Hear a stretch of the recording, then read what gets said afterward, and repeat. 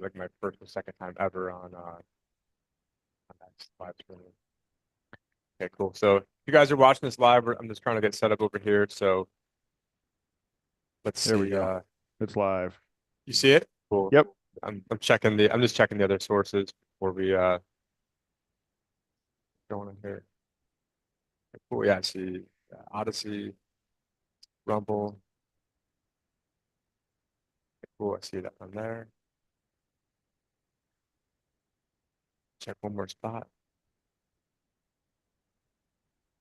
Apologies that you're sort of like the guinea pig with setting up all this stuff. But I used to know this stuff like the back of my hand. Then take some time off.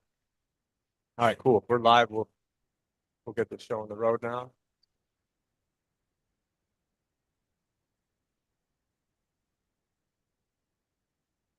All right. Hi, everybody. Today we are joined by Aaron Day. Aaron is the founder of the Daylight Freedom Foundation. He's also a fellow of the Brownstone Institute and author of the book, The Final Countdown. And I've seen Aaron making the rounds on all different podcast circuits and his audience. Right. He's been teaching his audience about the dangers of central bank digital currencies. Hi, everybody. Today we are joined by Aaron Day. Aaron is the founder of the Daylight Freedom Foundation. He's also a fellow of the Brownstone Institute and author of the book, The Final Countdown. And I've seen Aaron making the rounds on all different podcast circuits and his audience. Right. He's been also known as teaching his audience about the dangers of central bank digital currencies. Hi, everybody. Today we are joined by Aaron Day. Aaron is the founder of the Daylight Freedom Foundation. He's also a fellow of the Brownstone Institute and author of the book, The Final Countdown. And I've seen Aaron making the rounds on all the podcast circuits and his audience. Right. Teaching his audience about the dangers of central bank digital currencies. Everybody, today we are joined by Aaron Day. Aaron is the founder of the Daylight Freedom Foundation. He's also a fellow of the Brownstone Institute and author of the book, The Final Countdown. And I've seen Aaron making the rounds on all the podcast circuits and his audience. Right. Also, thank you to Dan. Teaching his audience about the dangers of central bank digital currencies. Everybody, today we are joined by Aaron Day. Aaron is the founder of the Daylight Freedom Foundation. He's also a fellow of the Brownstone Institute and author of the book, The Final Countdown. And I've seen Aaron making the rounds on all the podcast circuit and his audience. Right. Also, thank you to Dan. Teaching his audience about the dangers of central bank digital currencies. Are you? Everybody, today we are joined by Aaron. Well, I'm hearing there's a huge founder echo. of the I don't know Daylight what's going on. Freedom It's like the Foundation. He's also stream a fellow of is the going on in Brownstone parallel here. And I've seen Aaron making the rounds playing from my. Maybe I've got it playing in my. It's audio. I think you might. Okay, my bad. How about now? There we go. Perfect. Okay, should I just go? Let me just go redo that so I can. So if this gets cut up, we can. I can have one where it's not messed up. But okay, so if you're, let me just try this, guys. Try this one more time. Sure. Yeah, that might be better because I couldn't follow you at all. Okay. Yeah, I know. Yeah, I know what it is. I've got this video mixer, and I have my audio from another laptop going in there, and I was checking to make sure the streams are running, so it was playing without me hearing it. I guess that's probably what's going on. Yeah. But welcome everyone to the Liberty Advisor Show. Today we are joined by Aaron Day. Aaron is the founder of the Daylight Freedom Foundation. He's also a fellow at the Brownstone Institute and author of the book, The Final Countdown. Aaron's been making the rounds in the podcast circuit, warning his audiences about the dangers of central bank digital currencies. And he's also been hosting workshops where he teaches his audience methods and how they can opt out of this coming technocratic digital gulag. And as an avid reader of Zero Hedge, I've seen Aaron's articles on there a few different times. And Aaron is also a friend of Roger Ver, also known as Bitcoin Jesus. And unfortunately, the government, and not surprisingly, is currently charging Roger with a whole host of crimes and is currently trying to lock him up for over 100 years. So we'll get more insight into that and everything that's going on. But I would encourage people to go to freerogernow.org where you can go and sign the petition, because we really need to make sure that he's on that list to get pardoned day one or day two, whenever. I actually just saw Lynn Ulbricht last week, and she seemed to be in pretty good spirits. Obviously with what she's overcome in order to kind of get to this point. It's been just kind of amazing to see where we're at. But it's just one of those things we don't want to get too far ahead of yourselves in terms of what deep state could do to try to take people out. But for anyone that wants to find more information on Aaron, you can check him out on daylightfreedom.org. That's daylightfreedom.org. But, without further ado, welcome Aaron to the show and thank you for joining us today. Oh, thank you for having me on. So, I mean, you want to start by maybe telling us a little bit about what's going on with the case with Roger and, I guess that would probably be the best way to get this all kicked off. Yeah, this case with Roger is an absolute tragedy, actually. And I'll start off with the case itself, and then we can talk about why it's going on later, at least in my opinion, why this whole thing is happening. But basically, Roger wrote this book, Hijacking Bitcoin, which is a phenomenal book that discusses basically the fact that Bitcoin was hijacked in around the 2015 or so time period. And this whole narrative shifted from Bitcoin being peer-to-peer digital cash for the world, something that people use for day-to-day transactions without central banks, without commercial banks, to now what it is today is it nears $100,000. It's now digital, presented as digital gold, something that you buy and hold and never sell. And this book goes into tremendous detail, not from Roger's perspective. It's not like Roger venting about his experience. He weaves in this book with the co-author Steve Patterson facts from the other side. So actual emails and messages from the developers and from the people that were actually involved in this from the other side. So it was a very damning book. And I had interviewed Roger on my podcast, and just 3 weeks later, he was arrested in Spain and thrown into the same prison that John McAfee was in, where McAfee ultimately died. And people didn't even know about it. Like, I guess he was in prison for like a week before it even reached the media that he was even in prison.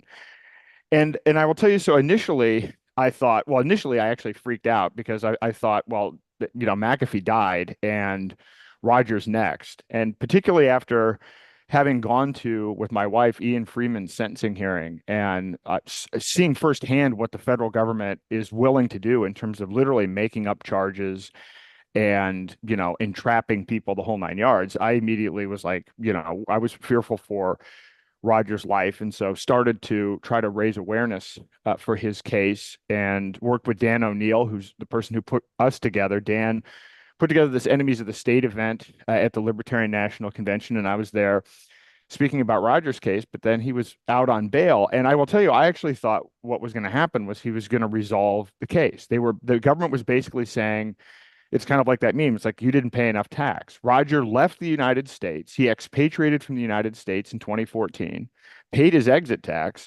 And now they're coming after him like 10 years later for stuff from 2014 saying you didn't pay enough. But we're not going to tell you how much you didn't pay. We're just going to throw you in prison. And you're looking at up to 109 years in federal prison for this. And so there's been no opportunity for Roger to find out this what amount he owes, which of course he actually probably deserves a refund, because when he left, he hired the best lawyers and the best accountants to actually do the analysis as to what he should pay. And so he's literally been stuck there. McAfee was in Spain for 8 years before he exhausted all of his appeals. Roger has been in Spain for 6 months. So, I mean, we're looking at probably, if the timetable holds, within the next couple of months, he'll be extradited to the United States, where he will be immediately thrown in prison. And from what I've read from the documents, he's looking at a 12-day trial in this whole trumped up case. And so it's a very serious problem. And the problem is it has massive implications for everybody. This isn't even just a crypto issue. In this process, they actually raided Roger's attorney's office and they took his confidential documents. So your ability to speak with your attorney privately is a fundamental right, and they violated that. And it just so happens in this case, the documents they unconstitutionally seized actually support Roger's case, but nevertheless, they're using this whole process against him. And so this is not just a crypto case or a one-off case. If they win here, then it basically means the end of your right to counsel, at end of attorney-client privilege. It also means they can go back and retroactively make up tax policy, not tell you, it'll be the end of innovation. And so with this new administration being focused on America being the crypto capital of the world, I don't know how you can do that while you're simultaneously crucifying Bitcoin Jesus. But nevertheless, here's where we are. And so this freerogernow.org campaign, I encourage people to go visit right now and fill out the open letter because, a lot of people say, well, why am I going to fill this out? This won't make a difference. But it absolutely made a difference for Ross. And, Lynn Ulbricht is the gold standard and the example of what one person can do. And so we as a community, all of us working together, can actually raise enough of a profile on this issue. And if enough people sign this open letter, and if we get this message in front of enough people, I actually think this will resonate with Trump, because what's happening to Roger also happened to Trump. Trump has been audited multiple times. Trump has had his attorney-client privilege breached with his lawyer, Michael Cohen. And it's, by the way, all for the same reasons, because they're going after Roger for political reasons. And this is where actually this fits in for me, because I am laser focused, and it sounds like you were even ahead of me on this, with this idea that CBDCs are the biggest single threat to human liberty. Once they can program, censor, and track our money and all of our other assets digitally, it's essentially the end of free will. I would argue that Roger is the single biggest threat to CBDCs, because without Roger, Bitcoin would not have been what it's become, in terms of he got the name Bitcoin Jesus because he evangelized it, introduced people to it. He was the first retailer to take it. He was the first investor in Bitcoin related companies. I mean, if you were here from 2010 to 2015, Roger was like the guy out there promoting this. And then when he realized that it had been hijacked by people tied to traditional finance, hijacked by people tied to the deep state, he exposed it and then continued to work on investing in and promoting alternatives, because his goal has always been peer-to-peer digital cash, because he's very passionate about the fact that by empowering people to have money that is fast, cheap, easy to use, accessible to anyone outside of the banking system, you can basically stop wars and spread freedom all over the world. And he's been laser focused on that. When I had interviewed him about his book, one of the things he told me at the end is, hey, you really need to take a look at this crypto called Xano, which I have subsequently done and am fully behind, because the next wave of this as we fight CBDCs is our privacy coins. And so, I mean, one thing I like to say is they want to crucify Bitcoin Jesus so that he doesn't become Xano Zeus, because they know how effective Roger is. And if these privacy coins like Xano and Monero take off, that's a big threat to the Federal Reserve. That's a big threat to central banks and commercial banks all over the world. And let's face it, the people going after him, the IRS, are nothing more than a collection agency for the Federal Reserve. So this is why I think we're here. So to me, this is a moral, like, I can't not help Roger. Like Roger, I actually teach my kids about this. If you want to teach somebody about right and wrong, this is the case about right and wrong. What Roger's doing, what Roger has done in terms of promoting digital cash and promoting, the end of violence and spreading freedom across the world, versus these empty suits for the IRS, these thugs that are trying to throw him in prison for political reasons. And so I really urge everybody to support this as quickly as they can, because I think there's a real shot here that maybe Roger gets out the same day as Ross.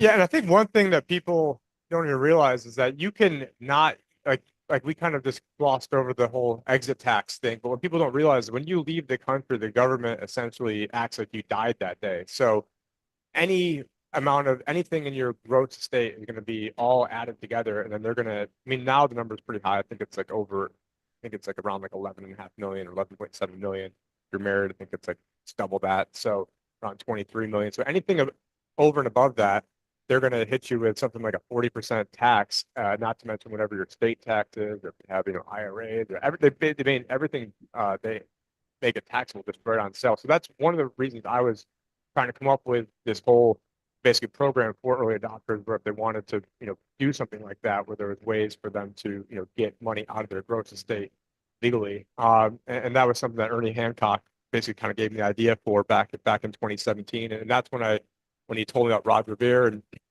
because unfortunately I sort of outsmarted myself from all this stuff, where in the very, very beginning, I just read Preach from Jekyll Island. And, I was sort of thinking that, hey, this sort of sounds like the mark of the beast, like around like 2010, like if you could track, trace, surveil, it wasn't really that anonymous. So unfortunately, I outsmarted myself, probably out of like tens of millions of dollars of, overthinking this a little bit or a lot, a bit too much. And then eventually realized, it's the technology, the blockchain technology is eventually going to be used to either enslave us or it's going to be used to free us. And so it really is, sort of like a gun. A gun can be used to kill you or be used to defend your life. And so, with blockchain technology, with Roger being out there, really being, that first guy promoting the ecosystem, one of the things that I also really appreciated about him, and I've only met him once briefly, and that was all on camera. So, I wasn't friends with him, but it seems like he'd be a guy I would be friends with. But I did read his book, and I was aware of a lot of stuff that went on during that time period, just because I was friends with Ernest Hancock, who was interviewing Roger and Talek and all these guys way back in the day. So I sort of did have like that inside baseball what was going on, and when you take a look, and I always do really respect the guys who put themselves out there and they don't really have anything to gain. They actually have a lot to lose from it. So being a huge stakeholder in Bitcoin, he had everything to gain by just going along with, this whole hijacking of Bitcoin narrative and, seeing his Bitcoin bags going up. But yet he was then taking the unpopular side of the things of the equation, showing how Bitcoin had been hijacked. And just kind of coincidentally, as I was first kind of getting into the space, the very first company I ever interviewed for in 2008 was actually AXA, which, and then so then I happened to, and then by doing all this different research, I then, was finding out the Bilderberg Group and all this other stuff. And so I ended up seeing, pretty early on, I'm like, wait a minute, the Blockstream company got their seed funding from AXA, and the head of AXA is the head of the Bilderberg Group, Henry DeCastries. And so you're not making, it's not like that one meme where the guy's showing like a card like going all around. It's like, nope, literally the head of AXA was the 8-time steering committee member of the Bilderberg Group. And so, this book highlights how they went through, they deliberately messed up Bitcoin as a problem reaction solution to come in with their, solution, being the Lightning Network or these different layer 2 levels. And so I can really appreciate the fact that Roger was speaking out against his own self-interest and his own, I mean, not too many people are going to speak on things that's gonna cost them money and that's gonna cost them favor, because a lot of people then were calling him like Bitcoin Judas, or we're doing all these derogatory things. But no matter where you stand on this, I think everybody needs to realize what he's done. And then you also bring up the whole attorney-client privilege, and there's just so many different factors in this case. I'm not I read some of the stuff about it when it first happened, but they also want to get him as if he sold all of his Bitcoin that day, and if it wouldn't have affected the price. So I mean, if you're a major stakeholder in Bitcoin, and you're selling 100,000 Bitcoin at once back in 2014, you're going to tank the entire market. And it's not like Jeff Bezos can just go in and sell all of his Amazon stock at once, or Elon Musk selling all of his Tesla at once, or Bill Gates selling Microsoft all at once. I mean, any one of those actions would crater the market. So the IRS wants to make it seem like, oh yeah, he could have just went in there, in a post Mount Gox world. What was this post Mount Gox? Or was it right around the time of Mount It was like Gox? it was post Mount Gox. So the whole situation with this is why I say I'm not even kidding. They owe him a refund because it's like you say, when you expatriate, it's as if you died, and they sell off. You have to sell off everything that you own. So let's go back in time. In 2014, most people didn't know, including the IRS. The IRS didn't have clear guidance on what Bitcoin was. Is it a currency? Is it an asset? If you're in 2014, you don't know the answer to that question at all. Then the largest exchange has collapsed, meaning there's no liquidity at all for Bitcoin. And so Roger, by the way, Roger probably has, talk about no good deed goes unpunished. Roger probably is one of the only people that actually tried to pay tax on his Bitcoin from that period of time. As I understand it, I think Coinbase issued something like 90,000 letters to people who hadn't paid tax during this time period, kind of retroactively. So like Roger's like the only guy that paid tax. And then he hired the best valuation firm in the country to help him figure this out. So this is 100% politically motivated. And, and again, Roger did everything right to a fault. And there's going to be some information coming out about this shortly that will actually kind of prove and go into more detail on this. So this is 100% politically motivated. And look, I know there are a lot of people that don't like Roger for the block size wars, which, to me, that's just not understanding the situation. But here's the weird thing. If you are a BTC maxi, you better hope Roger wins, because this case, they're going after his Bitcoin. They're not going after Bitcoin Cash. So if this precedent is set, then those very Bitcoin maxis that have animosity towards Roger, they're literally next. I actually was at a conference and ran into somebody that's a senior level person at the IRS, and she actually told me that the number one area of hiring for the IRS, these 87,000 new representatives, is to go after crypto enforcement. So everybody needs to be on the side of Roger, whether you like him or not, whether you agree with him for block sizes or not, because this precedent kills attorney-client privilege, kills Bitcoin, retroactively creates a disaster for the entire crypto space. And frankly, to me, it'll kill innovation as well, because this means, hey, don't ever try to innovate something new, because if you do and you try to comply with the law, we will come after you after the fact, and then we will violate your attorney-client privilege. That's exactly what's going on in this case. And so, but I want to say one other thing. Like, Roger's done the right thing constantly. And I learn more and more about Roger every day, because since I've been trying to bring awareness to this, I've met people from countries all over the world. I was in Mexico at a conference last week. Roger has been in prison before. Roger had a situation where he was involved in libertarian politics. He was selling fireworks over the internet, and he is the only person ever to go to federal prison for selling fireworks. There were major retailers selling the same brand of fireworks that he was selling. And the reason that they threw him in prison was because he spoke out against the ATF. He spoke out against the military industrial complex. He spoke out against war. That's why he was thrown in prison. When he was in prison, he was essentially tortured by one of the guards. And so Roger began his process of leaving the United States in like 2001. I think he moved to Japan in 2006, and he didn't formally expatriate until 2014. But it's because it took that long for him to do this. And so he's always been principled. And some people would say to a fault. I say not to a fault. I say we all need to be like this. And we all need to follow the courage of our convictions. But, Roger has supported anti-war causes. Roger was a big supporter of Ross Ulbricht's legal fees. Roger supported WikiLeaks. I'm a fellow at the Brownstone Institute. I've known Jeffrey Tucker for over a decade. I didn't even find out until after I got involved with the Brownstone Institute that Roger was the founding donor and board member.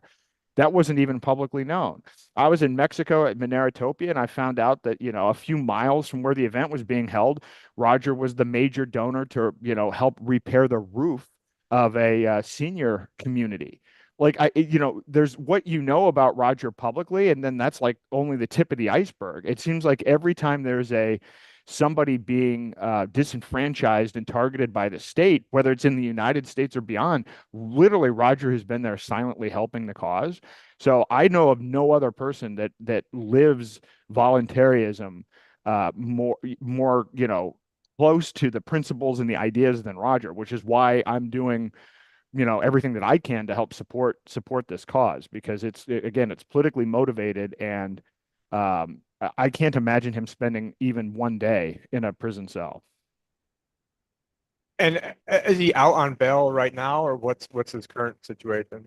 He's out on bail, and he has to check in every like 2 days, and he doesn't know whether he's going to go back or not. At any moment in time, he can be out doing his business. He can't leave Majorca, and at any point he could be nabbed again. And I think they're trying to, I think the U.S. government's trying to have him thrown back in prison, even while he's out on bail. So this is like, can you imagine being in that situation? And by the way, here's the other part of this.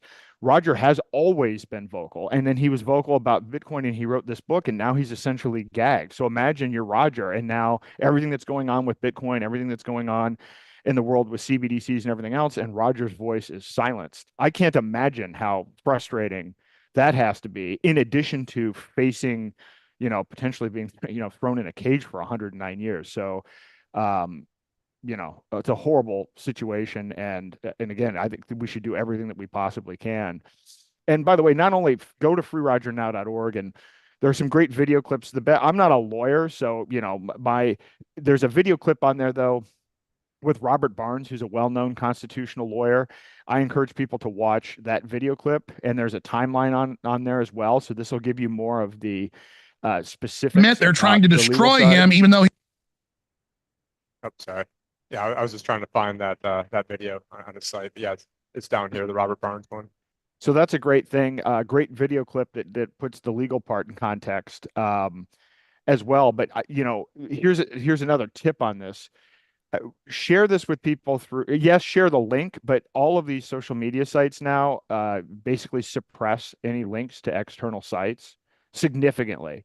So DM to people. So what I do is I literally go onto Signal, I go into Telegram, I go to my X DMs and my Facebook DMs, and I DM people personally and I ask them to sign, because that's actually the best, most efficient way to get the information out there. And then I actually follow up with people as well, because people are getting bombarded with so much information through so many different channels. But I think the more momentum we get on the open letter, the better it's going to be. And the more, obviously, podcasts like this, and hopefully Robert Barnes and others will be getting it out to the mainstream. And I think we've got a shot, but we've got to be all in. So as far as I'm concerned, we've got like 2 months to make to do everything that we possibly can to get him on the list with Ross.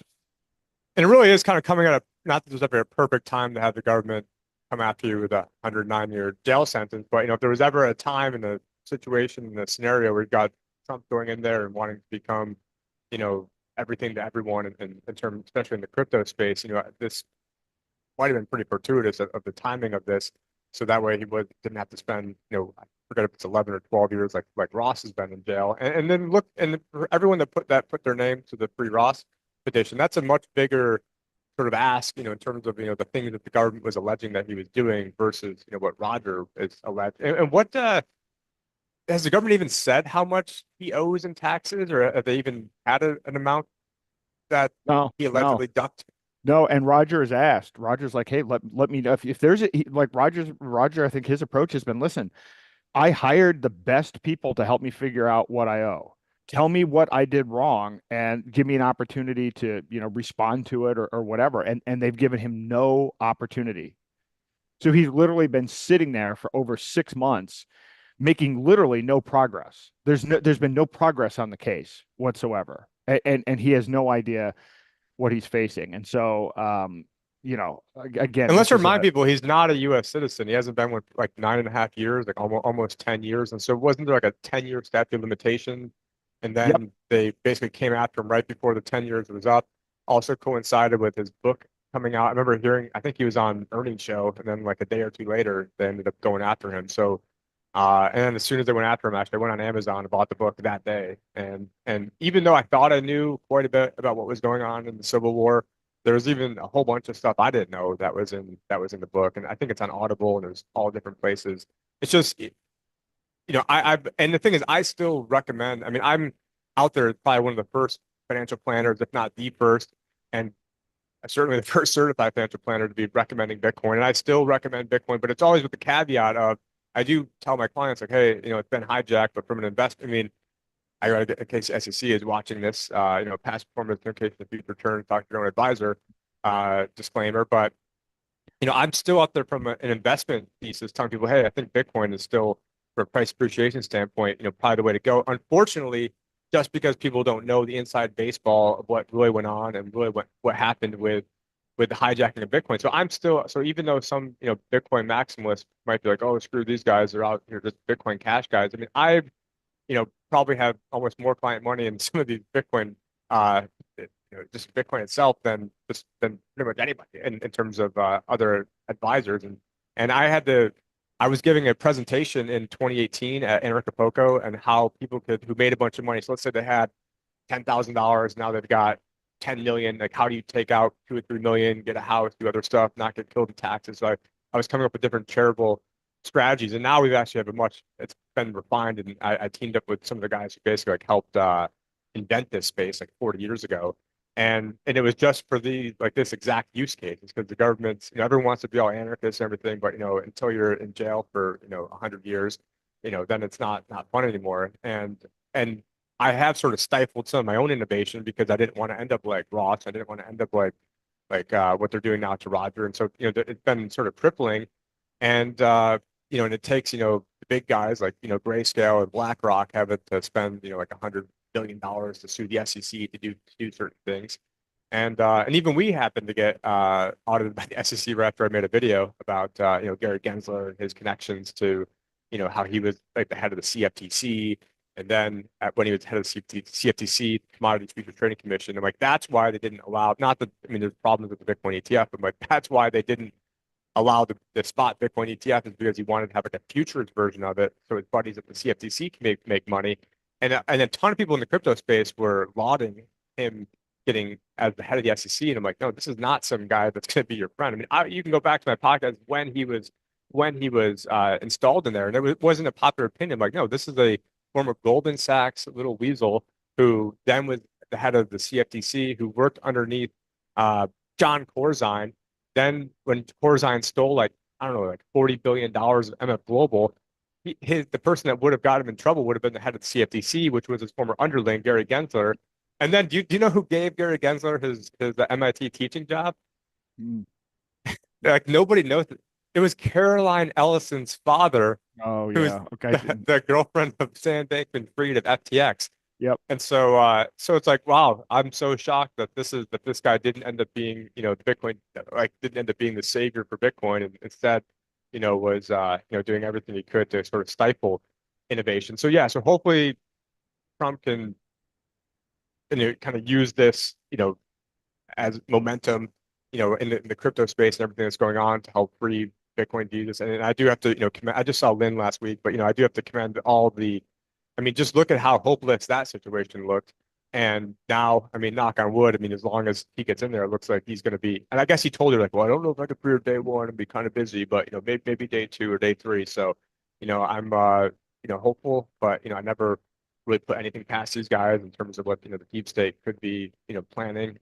And Roger, ultimately, I mean, what he's been doing for freedom has just been so incredible, and he's always been taking that other side of the equation, the contrarian approach, when it wasn't popular to do so. And for anyone who reads the book, I think that they would definitely get a much better understanding of what really went on in the Bitcoin space. And I've been telling people for years, Bitcoin Cash actually is more like Bitcoin than Bitcoin, but since most people don't know that story and most people don't care, from a price appreciation potential, I still was thinking Bitcoin from if you want to see, the US dollar amount go up, that's, the better one. But if you are more philosophical about it, then it's the other things that you're mentioning. But it's just such a travesty that they're coming after him. And I think it's no surprise that it happened to be right after he came out with that book. I mean, it's just, I mean, what are the odds that, he comes out with this book exposing where a lot of the bodies are buried, and then now they're trying to put him away. Yeah, it's not a coincidence. And again, the talk that he gave, the immediate talk that he gave prior to being arrested was on Zeno. And so I got involved with Zeno. I've actually met with the team. I've been using Zeno. I kicked the tires, and now I fully understand what Roger sees in it. Because it, again, we still need peer-to-peer digital cash, and now that we know that Bitcoin can be tracked, the way out of CBDCs is going to be privacy coins, and it's not just privacy coins. They're going to tokenize our non-monetary assets. They're going to You want tokenize to our maybe explain stocks. that to people who maybe aren't in the crypto space, what the privacy coin is versus Bitcoin, just for people that maybe like a layperson who isn't in the crypto space. Sure. So it turns out that Bitcoin is it's a ledger of transactions, and every 10 minutes, new transactions are added to the ledger, to the blockchain. And in fact, I'll even take a step back. Most of global commerce and even the dollar itself runs on centralized databases, like an Oracle database or a Microsoft database. And the problem with these centralized databases, as probably everyone listening to this knows, they can be hacked. I mean, whether it's Equifax or the Social Security Administration, like every week there is a major hack that happens with these centralized databases. Centralized databases are not secure. People can go back in and you can wipe out the database. You can go back in and reverse the transactions. People have control and can manipulate the data. And these databases, these central databases, are the proof of transactions, right? If you have a piece of paper that says, here's my transaction, and you lose it, well, what are they going to do? They're going to recreate it. They're going to print it out of a database. And so there's something like $1.5 trillion in lost economic activity each year due to problems with these centralized databases. Bitcoin solved that in a way because the database is no longer centralized. It's a decentralized database. It's a distributed database. So tens of thousands of people have copies of this database, and every 10 minutes, new transactions are being added to it. But you can't, it's immutable, meaning you can't change it. You can't go back and reverse any of the transactions. So in some respects, this is a great idea because it gets rid of the security problems with centralized databases that causes all of this economic damage. The problem is, rather than being something that's anonymous or private, the opposite is the case. Tens of thousands of people have copies of everybody's transactions. And it turns out using some sophisticated technology, something called chain analysis, if you've used an exchange or you've identified yourself somehow using some centralized service, they can actually track all of your transaction history. And that's what they've done with Roger and Ross and Ian Freeman and many other people. And I've heard through the grapevine that essentially they've mapped out all the transactions. And so a lot of people early on mistakenly thought Bitcoin was anonymous, or even though the white paper didn't say that it was anonymous, but they didn't understand what chain analysis would look like. So You privacy look at coins, it's pseudo anonymous, and as Ernest Hancock used to say, he goes, "Yeah." Then I look at the word pseudo, and it means not. So I mean, right? everyone was always pseudo anonymous. So sorry about that. Well, look, hey, if you've got 150 IQ and you're 15 years of dev experience and you spend a lot of time on it, you can keep your transactions anonymous. That's not money, right? You can't. Money is something for everybody to use for trade on a day-to-day basis. It can't have that kind of a technical barrier. And obviously, Roger, Ian, and Ross are very, very smart people, brilliant people, and even then, they're caught up in this. And so, privacy coins are different. Privacy coins are not a public ledger, so you can't actually see all of the individual transactions. You can't trace it and track it down. And so this is why this is important. Now, a CBDC is well, actually, it's kind of indistinguishable from Bitcoin in a way. Can I back with 1 second? So basically, like for people out there, it's sort of like if you have, I mean, not that people write people checks, but you go and you write someone a check, and then they can then go and look up and see how much money is in your bank account. And so they want to make it seem like it's just, terrorists and drug dealers and, Mhm. ne'er-do-wells who are using this type of stuff. When in actuality, I mean, if you're a business owner and you've got 5 employees, and, do you want each of those employees knowing how much they each make, or do you want to know how much your suppliers, widgets that you're buying from, XYZ company, what the price is, so that way, competitors can undercut them. So, I mean, businesses would want to be private, just like if you're going and, you want to go donate $10 to somebody, you don't want to have to go let them know how much money's in your bank account. And so what people don't realize with Bitcoin, I mean, a lot of at least like newcomers is, if you have that address, the public key address, you can go look up and see all the activity that's ever gone on. Now, if you don't know, and because of these chain analysis tools, and because of, now with AI, I mean, it's going to get to the point where, they're going to, there's nowhere to hide on all this stuff. And so that's, privacy is a fundamental right, and they want to criminalize it and make it seem like it just, is drug dealers and terrorists. And when in actuality, if you want to shut down the thing that drug dealers and terrorists are using, it's the green screen right behind me. It's the dollar. That's what the terrorists are using, the dollar, and that is the ultimate, S coin. But sorry about that. You're talking about CBDCs. Well, I was going to say, yeah, privacy is a right, but by the way, this is a big problem. So, I mean, it's actually it's the Fourth Amendment, right? This is a right, and it's not that people are trying to hide something, but depending on how much big, people have been kidnapped and murdered based on, once you if you know that this person next door has $10 million worth of Bitcoin, people have used that to physically harm people. So we shouldn't have to defend privacy. It is a right, but I will say this, what people have to understand with CBDCs is the whole purpose of this is ultimately to be able to control your behavior, to be able to program money. So if you're sitting there saying, well, this is only something that people dealing in the black markets would use, listen, if you want to buy red in the future, if you want to buy red meat, if you want to buy organic vegetables, if you want to buy a gun, which is still your Second Amendment right, there are all kinds of banks, there's this thing called Operation Choke Point 1.0, where basically a number of categories of businesses were denied access to banking services, even though the businesses that they were in were completely legal. So the end game for CBDCs is a single global digital currency backed by energy credits tied to a social credit system that basically looks like the UN Agenda 2030 17 Sustainable Development Goals. It is entirely about control. And so once you understand that, privacy is not only a right, it's an absolute necessity, or otherwise we are literally looking at complete and total enslavement. So this is why this has become incredibly important for me. I actually stopped using a personal bank account in 2019. So I've been living off crypto, gold, and silver for the last 5 years. And actually, since Roger pointed out Zano to me and I started digging into chain analysis a little bit more, I've actually moved 100% into privacy coins because to me, this is the way that we stop CBDCs is by having something the government can't come in and track. One of the problems with Bitcoin is because it's on a public ledger, they can actually say, well, this Bitcoin is on a blacklist, this Bitcoin is on a whitelist, and you can't spend these, or the merchant accepting it might have some criminal liability, which means that it's no longer fungible. One Bitcoin doesn't equal one Bitcoin, which is the fundamental property of money. So this is a very serious issue and a serious problem that needs to be addressed, which is why I've been so interested in privacy coins. But it doesn't stop with privacy coins. The way that they've built out these CBDCs is they are going to create digital tokens for your non-monetary assets. So your stocks, your bonds, your home, your car, your computer, those will all be represented using digital tokens that have the same surveillance features as a CBDC. So they're going to be able to track and censor and monitor everything that you own, not just your money. And this isn't a conspiracy theory. This is literally what they're building. It's called Regulated Liability Network. It's one of three of the main US CBDC pilots that works in conjunction with Project Hamilton, which is the US retail CBDC pilot. But it's not just America that's doing this. Europe is building one of these. Japan is building one of these.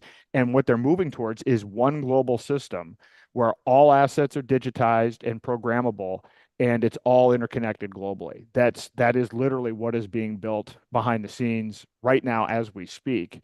And so this is coming, and it's coming at a much faster pace than people realize. When I started investigating this in 2020, there were 35 countries researching a CBDC. Fast forward to now, there are 134 countries representing 98% of global GDP at some level of either investigating or deploying a CBDC. 64 countries, I believe, are outside of now just the research phase. There are 11 countries that have implemented a CBDC. It says there 3 have launched. There were 8 in the Eastern Caribbean that went back to the pilot phase. But in essence, there are as many CBDC accounts now globally as there are digital, decentralized crypto accounts. And this has all happened over the last 4 years. Europe announced last week that they're hyper accelerating their project. The US has been working on this diligently, initially starting in 2015, but really picking up steam in 2019. And so we know what their end goal is. It's literally 2030. That is the time frame for them to have this implemented, not to start it. And they're working at a very feverish pace. So the adoption of CBDCs and the rollout of CBDCs is dwarfing the adoption of cryptocurrencies for use as an alternative to fiat. And this should be alarming to everyone. Yeah, and I'm sort of worried that they're going to maybe get rid of CBDCs, but then they replace it with, oh, we're just going to have the Treasury do it, and it's going to be the same thing without a difference. So I'd like to, and you were the first person who I ever heard bring up the term regulated liability network, and just for people who might be listening to this later on, we have the AtlanticCouncil.org CBDC tracker. I've been following this for probably 4 or 5 years on this website, and it's almost easier to list the amount of countries that aren't doing this than it is to list the ones that are. I mean, it's all aside. It says 21 are inactive, 5 canceled, 2 other, and then aside from that, every other country on earth is in some way, shape, or form trying to get this going. And then you're like, oh, who's the Atlantic Council? Well, the Atlantic Council, there was something called the World Government Summit.com, which I mean, they just throw all this stuff in our face. I mean, worldgovernmentsummit.com. And right before the head of the Atlantic Council, this Frederick Kemp, his speech, their panel was called, "Are we ready for a new world order?" And so it's just like we've got worldgovernmentsummit.com. Are we ready for a new world order? And it's just like how much more obvious. And then in this whole pandemic, as I like to call it, March 23rd, 2020, the Banking for All Act, which was basically going to try to usher in a CBDC. Then you've got, what is this, June 11th, 2020. Don't worry, it's inclusive banking during a pandemic using Fed accounts and digital tools to improve delivery of stimulus payments.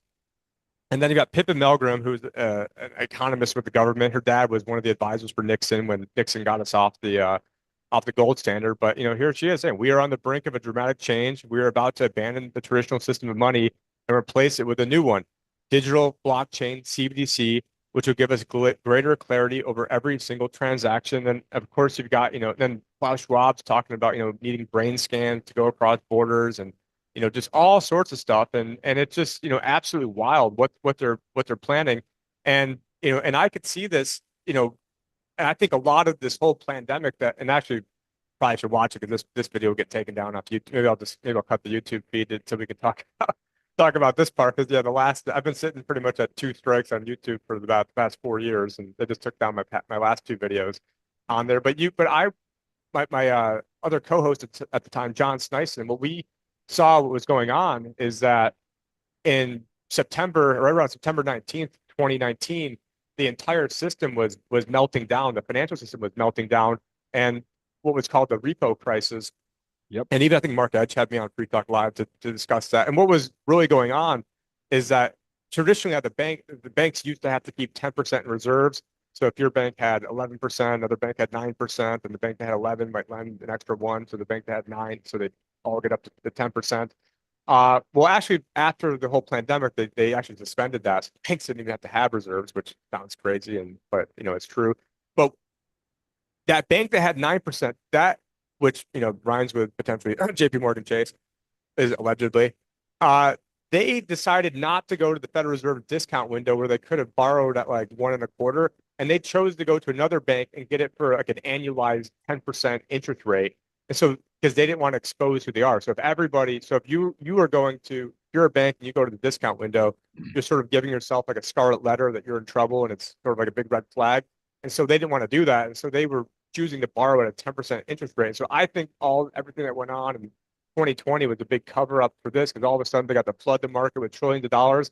And the very first draft of the CARES Act, the Maxine Waters version of that bill, it actually called for giving that $1,200 stimulus payment out basically in like a Fed coin in a digital coin. And we were out there making videos talking about like digital weaponized programmable money that that expires.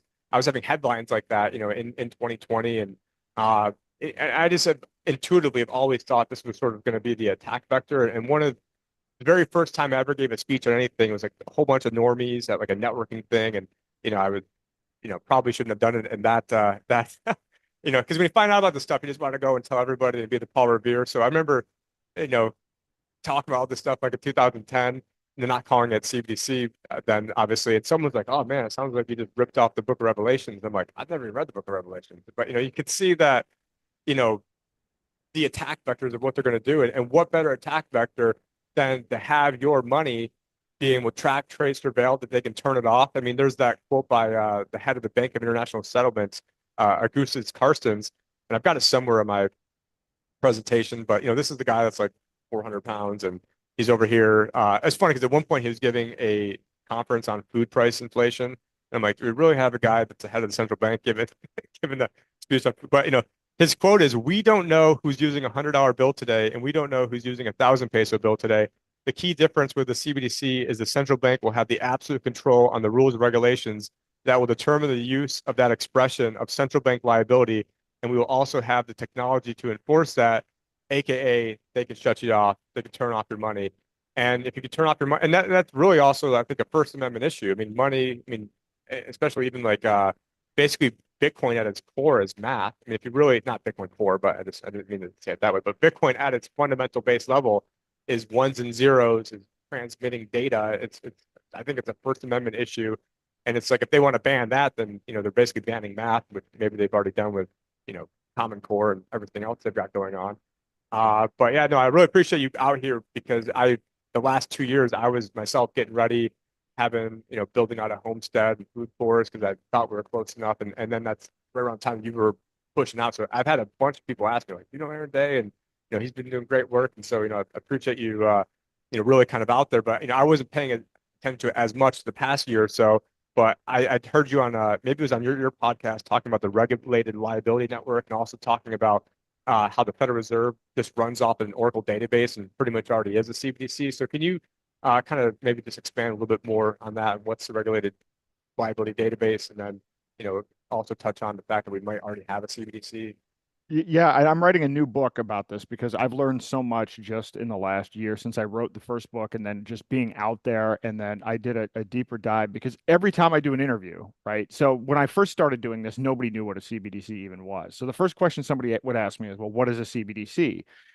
And because you go to that Atlantic Council site and everything else, and you take a look at it, and it's like, well, here's the status of all these CBDC accounts. And then after a while, I'm kind of like, well, wait a minute, what actually is the definition of a CBDC? And I tried to look for this because the Bank of International Settlements has a definition, the WEF has a different definition. When politicians talk about it at the state level and everything else, I'm like, okay, so what is a CBDC? Well, then I'm just going to go look at the words themselves, a central bank digital currency. So then I spent a bunch of time trying to understand how money currently works from a whole variety of perspectives. I mean, not only, where it's created and how money is, money is essentially created when the federal government issues an IOU to the Federal Reserve, and then the Federal Reserve creates money out of thin air, and it turns out they create it in an Oracle database. And so, well, okay, so what is that? That is a central bank digital currency. That is a central bank creating a digital currency in an Oracle database. Just fundamentally, that you can't really dispute that. And then I started looking at the history of how the Federal Reserve works, how they created money, the FedWire system, and then going all the way up now to FedNow. And then I started digging into, okay, well, how does it work technologically?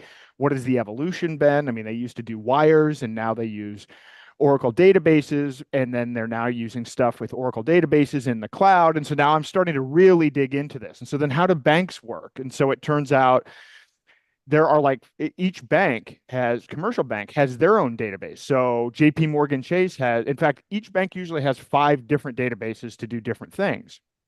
And these databases are Oracle databases or Microsoft databases.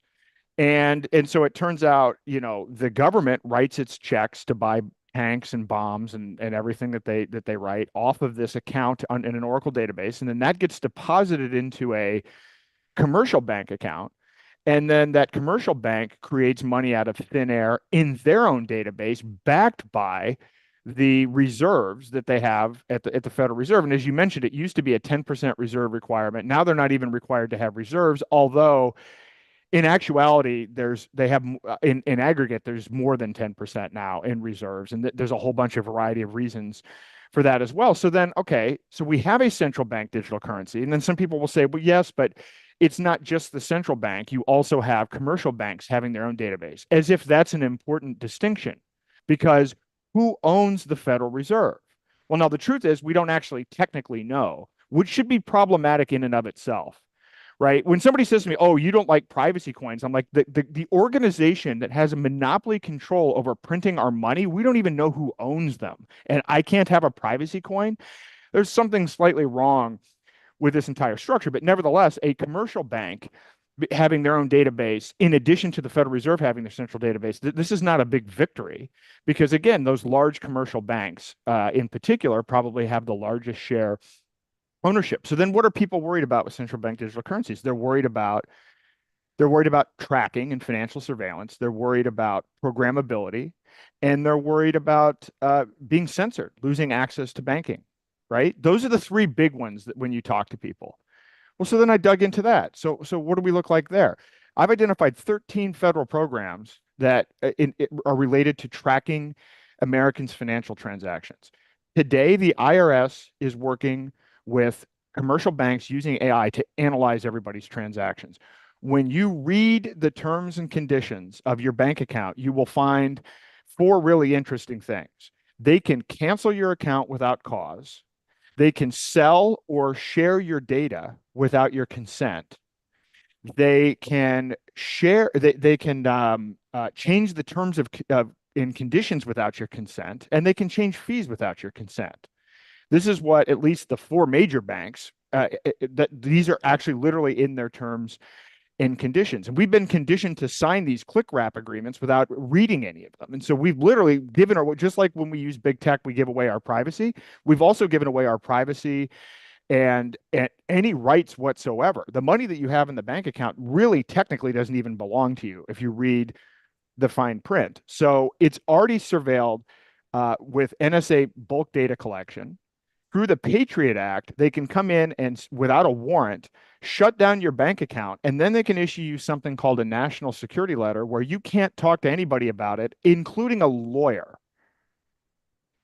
So those are three of the 13 that I've identified. There's an article that I have on Zero Hedge where I go into detail, and I'm going to expand this into the book. So if you're sitting there saying, boy, I don't want CBDCs because I don't want to be tracked, is the IRS using AI, the NSA, and the Patriot Act not enough for you? Because that's already happening today. This is not a futurescape. This is today with the current system. That's one of three. The second is programmability. Oh, we've got to be worried about their ability to program money. Well, okay, remember, they're Oracle or Microsoft databases. People have been programming Oracle and Microsoft databases for decades. Literally, this is how the economy works. So anybody that has a health savings account or a flexible spending account through their health plan, the largest provider of health savings accounts is called Optum Bank. It is literally a bank. And what do? They issue debit cards. And what are those debit cards? Their debit cards are programmed so that you can only buy certain medical related expenses at certain times from specified retailers. It's digital programmable money within the existing banking system.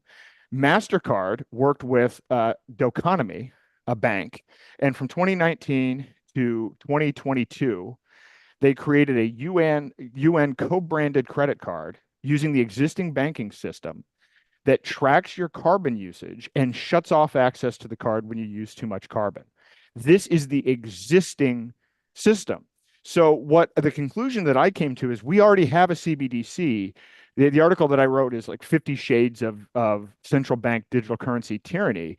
And now it's just a matter of what is the level of tyranny that we're dealing with, because the end goal is one digital currency backed by energy credits tied to a social credit system.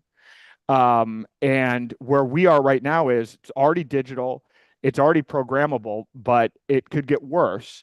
And every bill that's been proposed, including by the Republicans, by the way, adds to the tyranny. It gives more control to bankers. It imposes more reporting. It adds more know your customer anti-money laundering, which essentially means more information about each individual. There isn't any legislation that's been proposed in the Congress that reduces the tyranny of our existing central bank digital currency. So this is going to be in my new book, and I'm going to be hammering on this so that every time a bill comes out, we can put it in context in terms of what it means related to tyranny and these CBDCs. Yeah, it just seems like, and I'm so glad that, people like you are out there, blowing the whistle on everything that's going on right now, or just, air horning, I guess maybe is a better way of putting it, of just really, letting people know what to be afraid of. Not, I don't think we're afraid, but, the past couple of years, I mean, you see a lot of people, and I've been in the alternative media space for a while, but you see, they get us distracted by all these different political football issues, like this person said this and this person said that. And I'm just like, what, none of it matters. And I'm trying not to swear anymore these days, but none of it matters if the fact that they can go shut off our money. I mean, and so if you shut off your money and you make everybody poor, well, then what other issue that they want to have you distracted about on TV is really going to matter? So to me, that's always been. And I forgot about that. The third element. I did the first two. The third is actually the ability to censor you. So what I just found out in the last couple of weeks, Melania Trump, Barron Trump, Kanye West, Dr. Joseph Mercola, and Nick Fuentes have all been debanked. People that are in this Operation Choke Point that I mentioned earlier, various categories of business, you can already be debanked. Canadian truckers, this does not require a blockchain.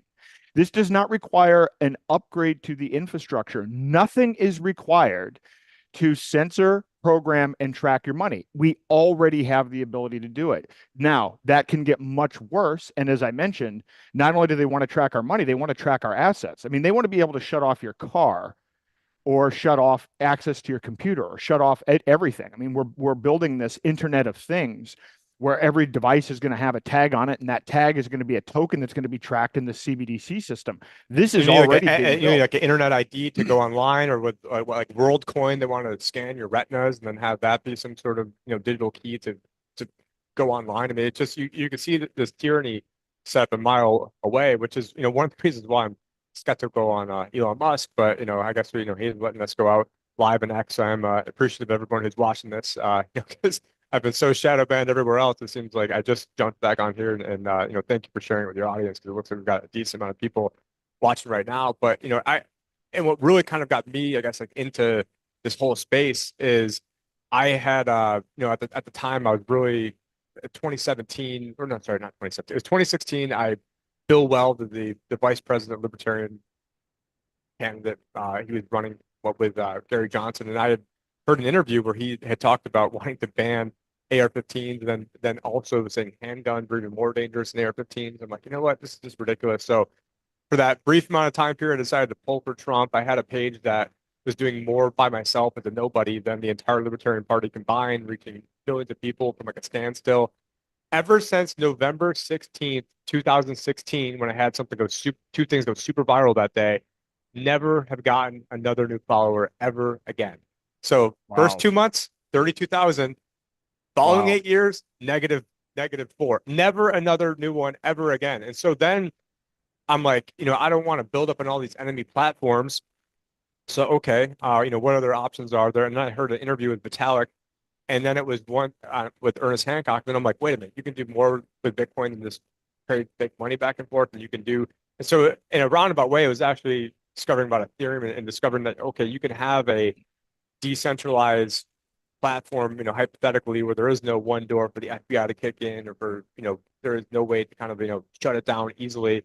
And unfortunately, I think one of the byproducts of Elon buying X is now that you've had that whole sort of decentralized social media movement has basically died and it's completely gone away. But we ultimately we don't need to have one person as the god that we need to, which actually I guess in Hebrew Elyon means like the Most High God. So I mean it's kind of coincidental, but in a way, it was this censorship that got me turned on to Bitcoin. It's like, hey, if they can go and turn off my, and it wasn't about me and the dopamine hits or getting likes. It was about, I was putting out a bunch of hardcore information, and then I've been completely shut down.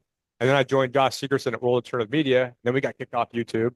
And then when I was briefly on We Are Change, that was right when we got demonetized. And then that was it's just like I've just seen this happen so many different times, and now I've Yep. seen a lot more like, maybe I should have not been so hardcore or not. But I just saw, I was really trying to stop World War III back then with, thinking that Hillary was going to get us in. But that was before I was, more voluntarist anarchist, before I went down that path. It was very, very shortly thereafter. But when you get your whole voice taken away, which is why I can, emphasize what's going on with Roger right now. I mean, it just sucks when you've got, information that, you want to share with people, especially knowing that there's information, like people like you and me have that, if someone just coming up, it's going to be very hard for them to ever get that because, you could go on YouTube back in the day and go and type in Federal Reserve and you'd see James Corbett, Century of Enslavement being like one of the top links. And now you can go type in James Corbett, Century of Enslavement, and you can't even find it. I mean, so you can know what you're looking for and can't find it. Yep. Whereas before it would take you down all these different rabbit holes and it's just, the people today, you really anyone coming up, you can't really get that same experience.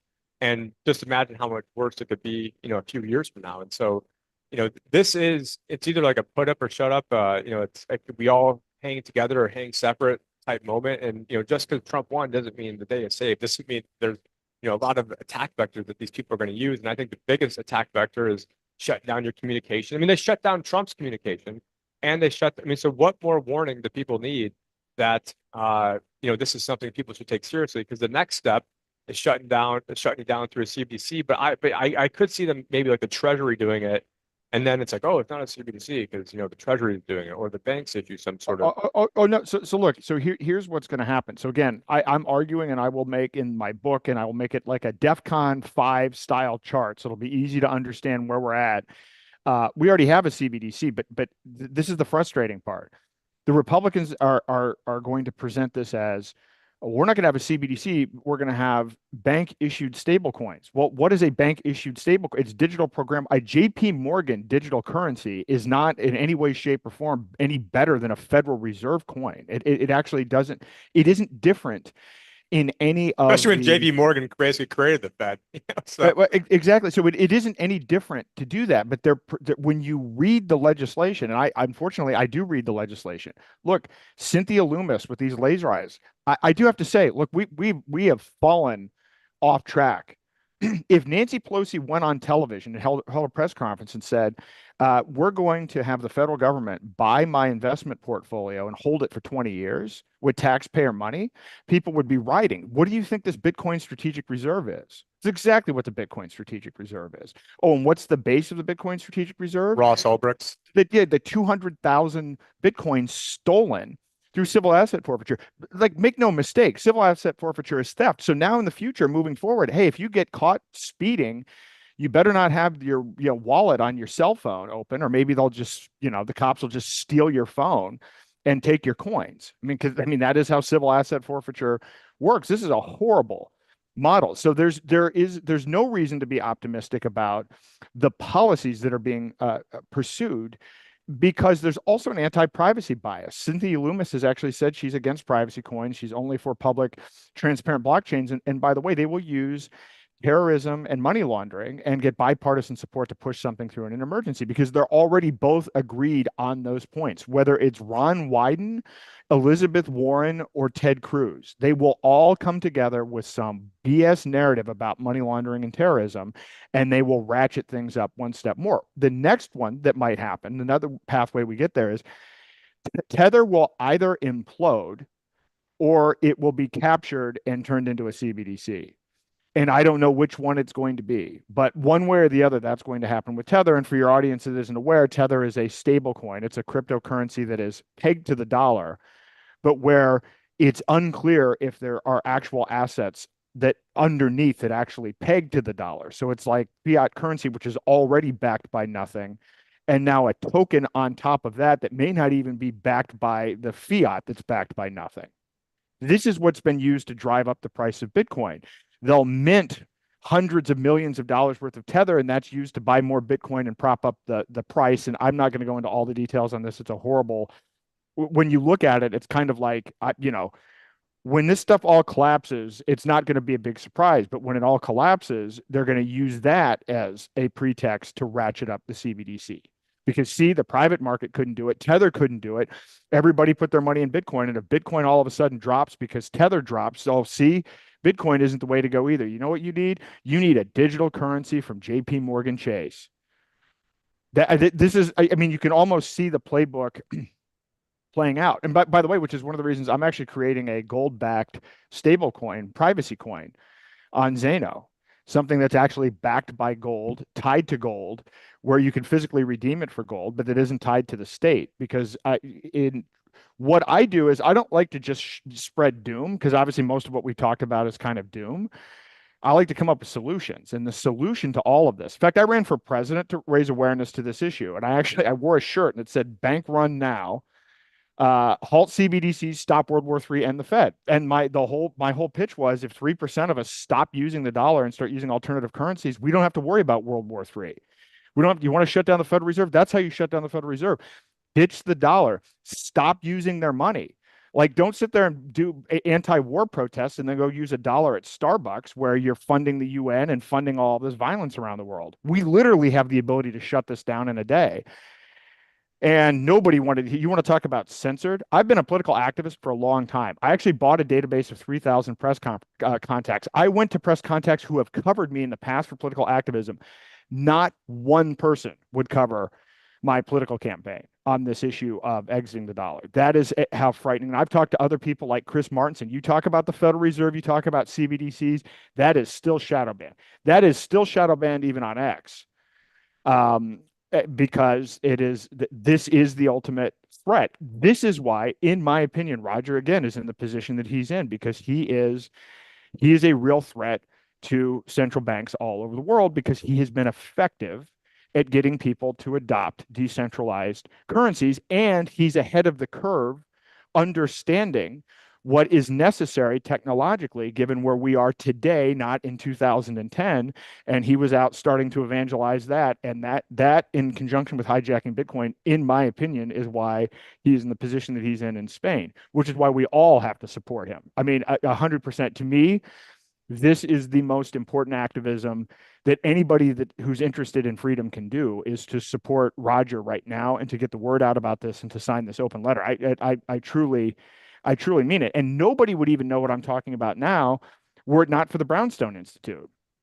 If I wasn't at the Brownstone Institute, nobody would be hearing this. Zero Hedge wouldn't be, covering my articles. I would not have a platform to talk about this. And, and then again, finding out Roger supported that as well. And so this is hugely, yeah, I wrote an article. If you click on Zero Hedge there, you can see the article that I wrote about this, which goes into some detail about the case itself, but also who Roger is as a person. Because this something this pisses me off. I will tell you this uh, when I was sitting in on Ian's case as well, they tried to make Ian out to be a whole bunch of different things. They tried to hold him responsible for what one of his customers did. The way that they painted him was completely false.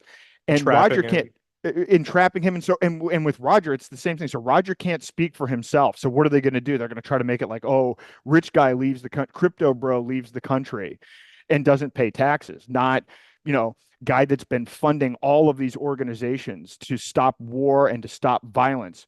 And look at what the Brownstone Institute That has was his done. bigger crime. That was his bigger crime That's than the his bigger crime. taxes. He helped support WikiLeaks. He helped support Ross. But the Brownstone Institute, when all of these Beltway libertarian groups like Cato and everybody else were on the wrong side, literally, of lockdowns, Jeffrey started this. And so this was the only organization speaking the truth about lockdowns, about pandemic planning, about mandates, and now about CBDCs. Literally, I mean, and the group has absolutely grown. But what is the basis of the group? Jeffrey sponsors fellows like me, people that have been silenced, people who have lost their jobs, people who have lost their families, people who spoke the truth and that have literally no recourse and no outlet, but also won't stop telling the truth. That is what Brownstone is. And that's what Roger has started. So if you shut down Roger, you are shutting down the apparatus of truth speaking and fighting tyranny. That's how important this is to me anyway. There you are at the cover of Brownstone Institute, one of your, actually, it looks like it's the same article, but Same article. Yeah. yeah, it's just been, at least now, I mean, it's sort of out there, and I wouldn't say at the forefront, but, certainly now compared to 40 years ago, there's a lot of people, more people who are aware of this, and you're getting, I've heard some people say, oh, well, did you hear like Vivek Ramaswamy told Trump about CBDCs? I'm like, why is Trump just now finding out about CBDCs? Like, it's like why is he just now But discovering this stuff? by the way, on that, so Vivek read my book. He literally read my book, and I hounded him, and we had three conversations about it. And in New Hampshire, the night before the primary, he sat down with Trump because it was still contested, and said, you need to come out against CBDCs because Wow.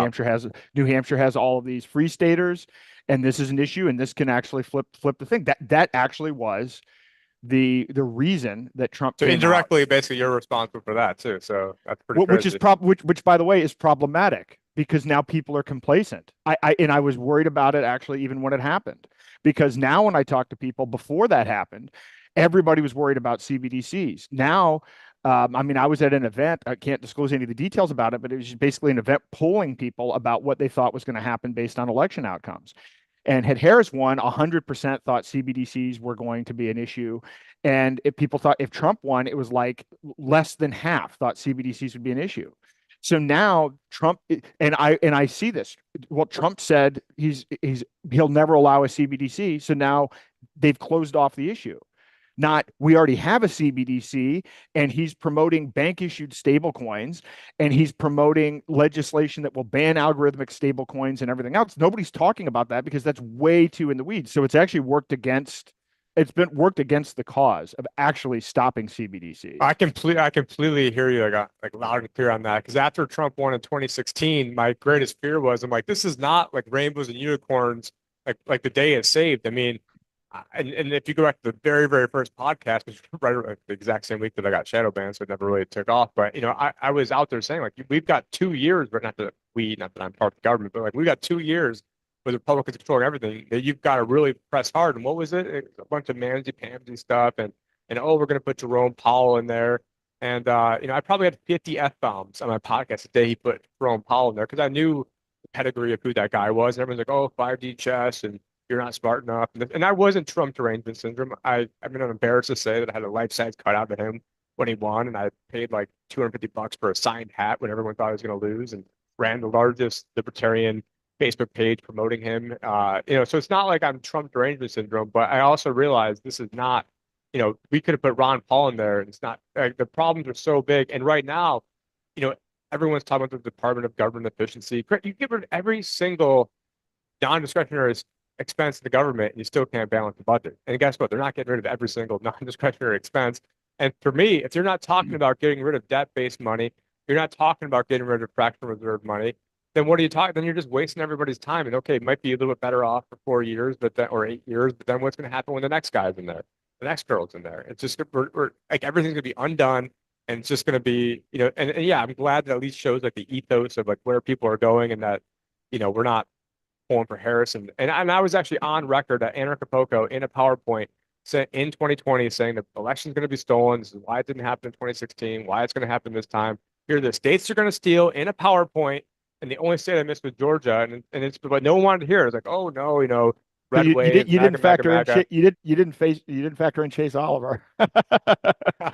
Yeah, and that's actually somebody that I have not paid attention to any of the libertarian politics this last go around. Dan told me, who he was, and I, just read some stuff that he was for like pro-trans kids, and I'm like, no, I'm not giving any attention. I'm not even going to say his name, and not to mention, with a name like Chase, and I'm thinking, J.P. Morgan Chase, and I've heard he also doesn't like, I've heard he also doesn't like Ron Paul. So I'm like, right, they pick a guy, a standard bearer who doesn't like Ron Paul, who wants trans kids to be a drag queen story time. But you know what? In the interest of trying to free Ross Ulbricht, it's probably the best thing that could happen for Ross is, having that clown uh going up against them. And and just with how divisive Trump could be, it would it wasn't really the year for libertarians to shine. And then the year before, Joe Jorgensen, I was actually a delegate that year, and I thought she was the least impressive person up there when it was right before everything, all the pandemic kicked off. It was like January out here in Arizona when and I thought she was the least impressive person up there. And then of course, because she's the least impressive, that's why she no offense if you're a friend with her or anything. No, I just couldn't I'm not. believe it's just like and for me, like I'm against the voting and everything, but I would want someone up there saying, hey, this whole thing's rigged, it's all a scam, don't even vote for me. I would maybe vote for that type of guy, or girl, but anyone thinking they're going to save everything. If you are going to save something, you're going to end up like Andrew Jackson, who had two guns misfire at him point blank range when he got rid of the central bank. You're going to end up like Abraham Lincoln, who said, "I have an army in front of me that's the South, and I have an army of European bankers at my rear, and I far more fear the army at my rear." Yep. Look what happened to him. You're going to end up like JFK. You're going to end up like all the other people if you are legit about this. And so I hope he proves me wrong. I hope he does get rid of debt-based money, but I'm not holding my breath. And so I think people do need to be prepared, but I don't want to have a fear-based message because this is, that's why I'm out here getting a homestead and growing food and raising chickens, because that is an answer. And if they try to shut us down, I guess it's like the Hank Williams song, a country boy will survive. You can't starve us out, you can't make us run. And actually the song starts off with, the interest is up and the stock market's down. Well, what's going to happen with, eventually when the BRICS currencies start coming online, it doesn't matter what the Fed does. The Fed can raise rates to 100%. It isn't going to matter at that point. And so I've actually have had a thesis going back to 2014 that they would use a war between Russia and Ukraine to get us involved into that, NATO involved into that, to then collapse the dollar and blame it on them. And you could see it a mile away with, Victoria Nuland and Hillary funding $5 billion, not million, that's nothing, to neo-Nazis to overthrow the government back then.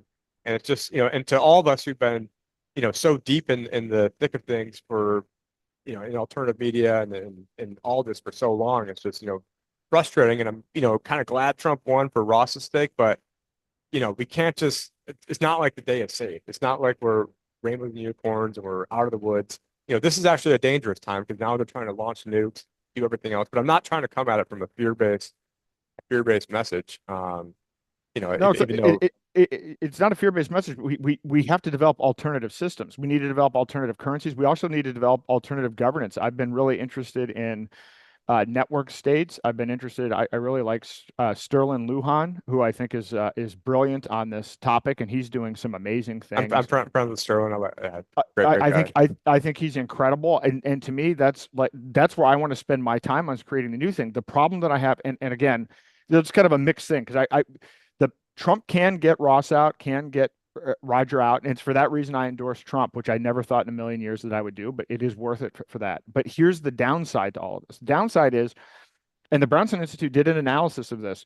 We we are in a recession right now. When you actually look at the real data, we've been in a recession since 2022. So here's what's going to happen. By the way, let's see. Well, I'll put it on the record now. The economy is already in a recession. It's only going to get worse because we're still dealing with the everything asset bubble. Vivek and Elon have no power. This is an advisory only capacity. Whatever it is that they recommend, most of it won't be implemented. Some of it will be implemented. So there will be some cost savings, none, not even close to what they are predicting. And when the economy collapses, capitalism and austerity will be blamed, and it will be an absolute catalyst for accelerating technocracy and accelerating tyranny. Yeah, I can see that a mile away too. Like, oh, look, Trump tried to, deregulate and lower taxes, and look what ended up happening. And I would actually maybe argue that we've been in a recession for, maybe since 2008. And I know maybe that sounds a little crazy, but why I would say this. And I actually did write a book called How It's Rigged and How They're Rigging the Inflation Rate. A lot of it is based off the work of John Williams, Shadow Stats. And Yep. so the government rigs, I mean, this is more for our audience, I'm sure you know this, but the government rigs the inflation rate. And so they adjusted how they changed it in the 80s and then adjusted again in the 90s, adjusted, and they're adjusting it all the time. So, I mean, if you used to buy steak and now you're buying hot dogs, they'll put it in the price of hot dogs, or you used to buy something that was 20 ounces and now it's 18 ounces, they won't really take into account shrinkflation. Or you have a phone that maybe the last version was $500, but now the new version's $1,000. They'll say, so you think, okay, well, one was 500, one's 1,000, so now it's 100% increase. No, no, no, no. What they will say is, well, now the new one has such better graphics and better camera and more RAM. They call it a hedonic adjustment, and actually it's deflation because it's so much better that it's actually deflation, even though the price went up. And so when you take a look at all these different methods of how they rig these numbers, and I wrote the book on it, going back to 1980, we're at what, like a 12% inflation rate right now, just kind of eyeballing it. And so that number then bleeds into the GDP number. And so if you have a GDP growth of 5 and inflation is 3, 5 minus 3 is a 2% GDP growth. But what if you have a 5% GDP growth and your inflation is really 10? Well, 5 minus 10 is negative 5. And so all that money has just been concentrating and collecting at the top 1%, going into Wall Street, going into financial assets. And that's why people are getting poorer and poorer and poorer. And as they print more money, they're making each unit of currency worth less and less and less until ultimately they make it worthless. And so I would actually argue we've been, for the average person, that's why they're seeing the standard of living getting eroded away, because we've actually, when you take a look at the real inflation rate, we probably had GDP contraction. It's just they lie about those numbers. And that's what drives me nuts about, that was one thing that drove me nuts about Trump is, he was out there calling a lot of the stuff out there as, fake news, rightfully so, even before he was elected. But then once he got in there, like, oh, like, big fat ugly bubble, but oh, it's my big fat ugly bubble now. And like, look how great the unemployment numbers are. Well, they rigged the unemployment. It's also in my book how they rigged the unemployment numbers. They rigged the inflation numbers.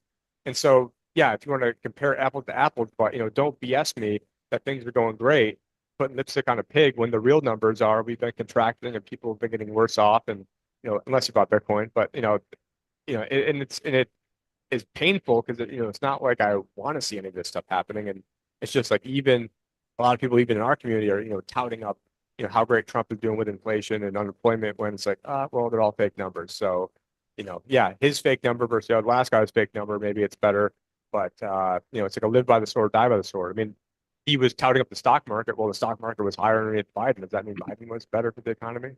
So Well, this so drives me again, nuts. so part of the other part of my new book is going to talk about the fact that we already have a social credit system. That social credit system is tax policy. You want to know why the stock market goes up? It's because everybody puts their money into 401ks and they're just automatically buying stock out of every paycheck. It has nothing to do with anything other than that.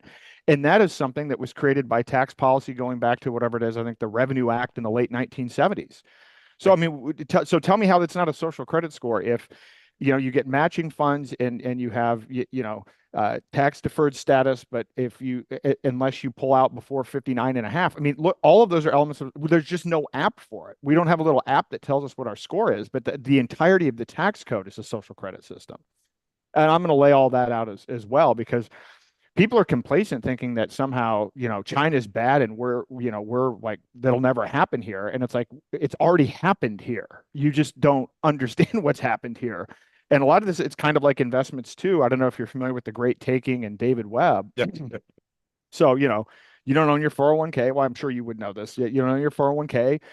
You don't own any of these, financial vehicles. And that's again part of this click wrap agreement, part of the thing that's been going on behind the scenes. And then when they tokenize that, that's going to make it so that our assets will go away with the click of a mouse button. That's essentially what's happening right beneath, right as we're sitting here. It's happening, and we're not paying any attention to it. So, but again, it isn't doom. Stop using the dollar. For me, this whole thing is stop using the dollar, stop using public health, stop watching mainstream media, get out of big tech. Like the solutions here aren't hard. The solutions are radical non-compliance and building new systems.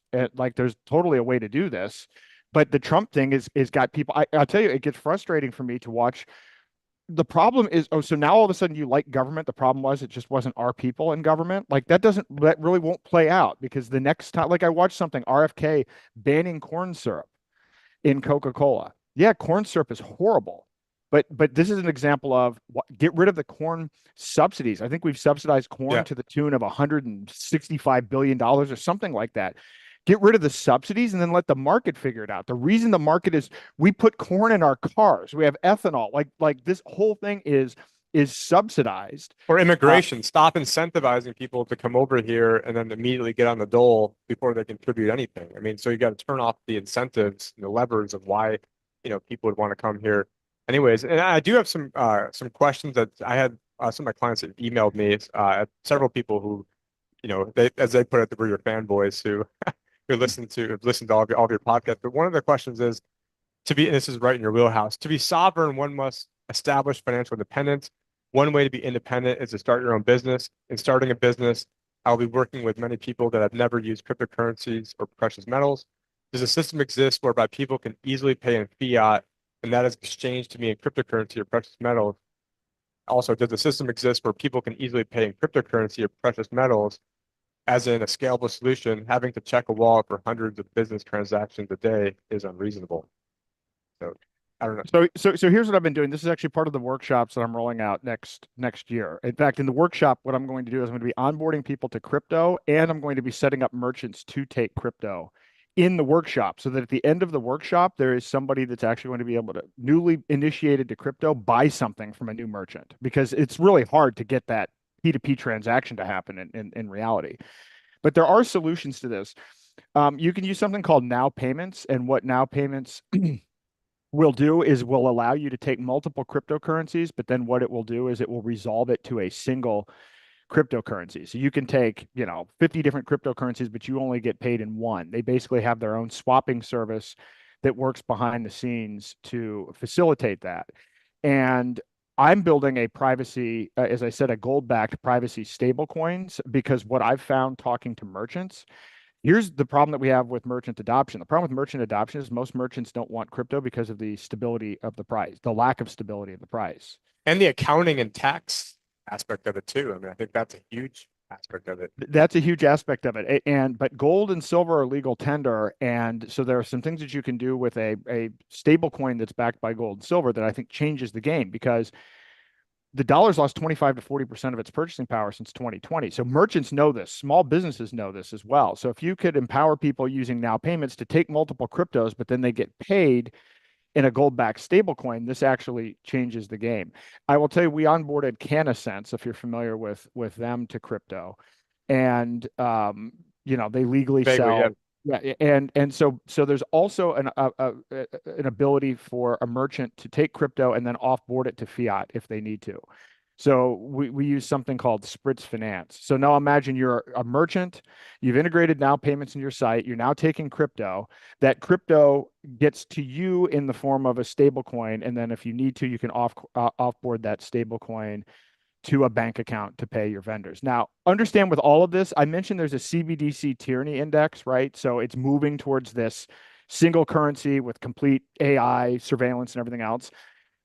The way that we counteract that is going to move in waves as well. There's going to be a continuum. The ideal world would be everybody's using a privacy coin for peer-to-peer transactions, but we're not going to start there. So, for instance, when I live on crypto, gold, and silver, what I'll do is often I'm buying gift cards, right? So I'm using Cake Wallet, and so I went to go take Old Navy to buy my kids back to school clothes, or even we went to go to AMC or whatever. So I'll use Monero or whatever it is to buy a gift certificate, and I'll use the gift certificate.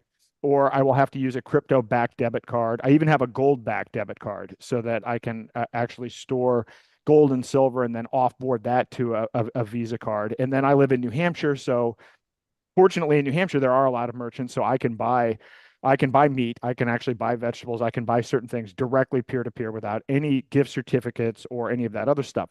But that's going to be a continuum. So for the person that's trying to get into crypto and do these things, I recommend Cake Wallet, Now Payments, and Spritz Finance. And the combination of those things will allow you to start moving your way up the freedom index and to start getting outside of the existing system. Beautiful. And wasn't like AnyPay back in the day doing something with trying to get merchants involved? But then I think with everything that happened with Ian Freeman, that those I don't know if they abandoned it or if they had to go offshore or whatnot. But I remember back in the day, it seemed like Derek J and Steven were trying to come up with something. One of the Uh, things I'm doing behind the scenes is I've reached out to those guys. I'm forking AnyPay. I'm going to try to create a open source version of AnyPay. And by the way, this is the challenge with this that I like to tell people that a lot of crypto was, early on there was a lot of hype, and so somebody would be like, hey, I like Dash, I like Bitcoin Cash, I like this. So you'd go to a business owner and you would say, hey, would you like to take crypto? And the business owner is like, oh, I've never heard of this. This sounds great. They download a personal wallet, and then all of a sudden their business appears on a map. And so you're looking at this map, and it's like, here's all this adoption. But that's not really adoption because their employees aren't trained, and there aren't enough people that have a single coin that they're actually getting any business. So it's not like their employees are now trained to do this. AnyPay was a multi-asset point of sale system that actually did reporting. It tied into reporting so you could have accounting reports so that you could do, because again, the taxation part of this is difficult. I loved AnyPay, and I've used AnyPay. I actually helped get Ravencoin introduced to it. And yeah, when Ian was raided, my understanding is the FBI knocked on their door and didn't have a warrant, but then the guys just left and then abandoned it. So I'm hoping as a backup plan, maybe we revitalize that, but do it in a way where it's open source, where I'm not doing it as a company. We're just making the code available on an open source basis. But that's necessary. We have to have multiple assets, including gold and silver, which is why I'm so intrigued by this gold-backed stablecoin, so that you can get the stability of gold, but you actually get all the privacy and the convenience of crypto. Beautiful. Yeah, and I'm learning stuff too as I'm listening to talk with about, and I have to commend you for taking that big step to have everything just going into crypto. And I didn't know about Sprint Finance or Now Payments, so I think a lot of people are getting a lot of good value out of everything you're talking about. Another question we had that came through was a scarcity-based mindset is a fear-based mindset. The opposite is a plentiful, love-based mindset. One aspect of many cryptocurrencies is scarcity, as in only 21 million Bitcoin. Can scarcity and love in cryptocurrency be reconciled? Can there be a love slash plentiful cryptocurrency, or is this impossible? Is scarcity essential to belief in money, as in if something is plentiful, it cannot be money? It's kind of a tough one, but So the question. So I actually, that phrases exactly what I think the stakes are here. I mean, it is love versus fear. It is abundance versus a manufactured scarcity mindset. It's decentralization versus centralization. I mean, this is basically at the heart of what's going on. I I think that and by the way, in all of the stuff that I'm talking about, I think that there are going to be new ways that are reimagined with all of this. I've spent a lot of time thinking about crypto. And I mean, there is like somebody will say, well, Bitcoin was fair launch. I'm like, yeah, if you were in 2008 and you had access to a cryptography discussion board, you could have had access to it. Is that a fair launch for money? Reasonably, I went through the exercise of what percentage of the people that actually applies to, it's a joke to actually even call that a fair launch. And there are a lot of people that this Monerotopia thing, there were debates about this. This is kind of why I actually think, in a way, none of these launch mechanics work at all. And none of these are going to be a single global currency. But then there's a weird thing that goes on in the liberty anarchy spaces that somehow there's this belief that there should only be one crypto, which is pretty anti the philosophy. And I don't understand how we got stuck on the technocrats want one global currency. I don't have the expectation that we would have a single global currency. I would assume that we would have multiple currencies, and then there would always be competition and always be innovation, and that should be a good thing. And so people get focused on you know, the supply issue of it. I mean, I don't know. I think there's going to be a complete revisualization of how all of this works. And So getting but rid it of legal depends. tender laws and allowing competing currencies would Well, sort of. well, again, I just say, I use these things anyway. I'm going to use Xano and Monero. I don't care what the legal tender laws are. Look, here's And now some every places don't even take cash. Now some places aren't even taking cash when the legal tender laws are you've got to at least take the cash. And now there's so many places that are even stopping that. This is an important part of the workshop that I give. Every fiat currency in human history has failed. The average fiat currency only lasts 27 years. And by the way, there are people like, oh, well, we'll get back on the gold standard. I've got news for you. Every state-based currency that has been backed by gold and silver has failed. Why? Because of the state. The problem with money is the state. It doesn't matter if it's Bitcoin. It doesn't matter if it's gold or silver or just money that's printed out of thin air in a database. The state is the corrupting influence, always has been, always will be. So the idea is, so people are sitting here saying, well, BRICS is going to be next. Look, all of this is theater, right? So this idea that, yes, the dollar is not going to be the global reserve currency for very much longer, because that's kind of a normal cycle. The 5 previous global reserve currencies only lasted 84 years. We've been the global reserve currency for more than 100 years. This is just kind of normal cyclical stuff. But instead of looking at how things have been, like, why don't we look at how things have been and say, hey, this has never worked. This has literally never worked. Why don't we try something new, instead of, now it's going to be BRICS, and then here's what's going to happen with BRICS. Oh, BRICS is going to say they're going to back it by gold. And then what's going to happen? Then one day, like Nixon, BRICS is going to get together and say, you know what? We're the dominant currency now. And we're going to decide, we've just decided as a dominant currency, we're no longer going to be backed by gold. Like somebody the other day was trying to say to me, well, hey, Zimbabwe is going to back their currency by gold. Do we think that there's something has changed in the moral character of politicians in Zimbabwe that's going to make gold backed, Zimbabwe Yeah. dollars actually backed by gold? So let's move to something completely different. But everything can go in a variety of different ways. But with AI and increases in productivity and everything, I think we may be able to move out of scarcity. And I don't know what that even ends up looking like. But I'm open to the idea of something completely different in terms of how money works. But the one thing that I do know is money has to be separated from state for us to have any chance of escaping a scarcity based mindset and moving into an era of decentralization and love and free will.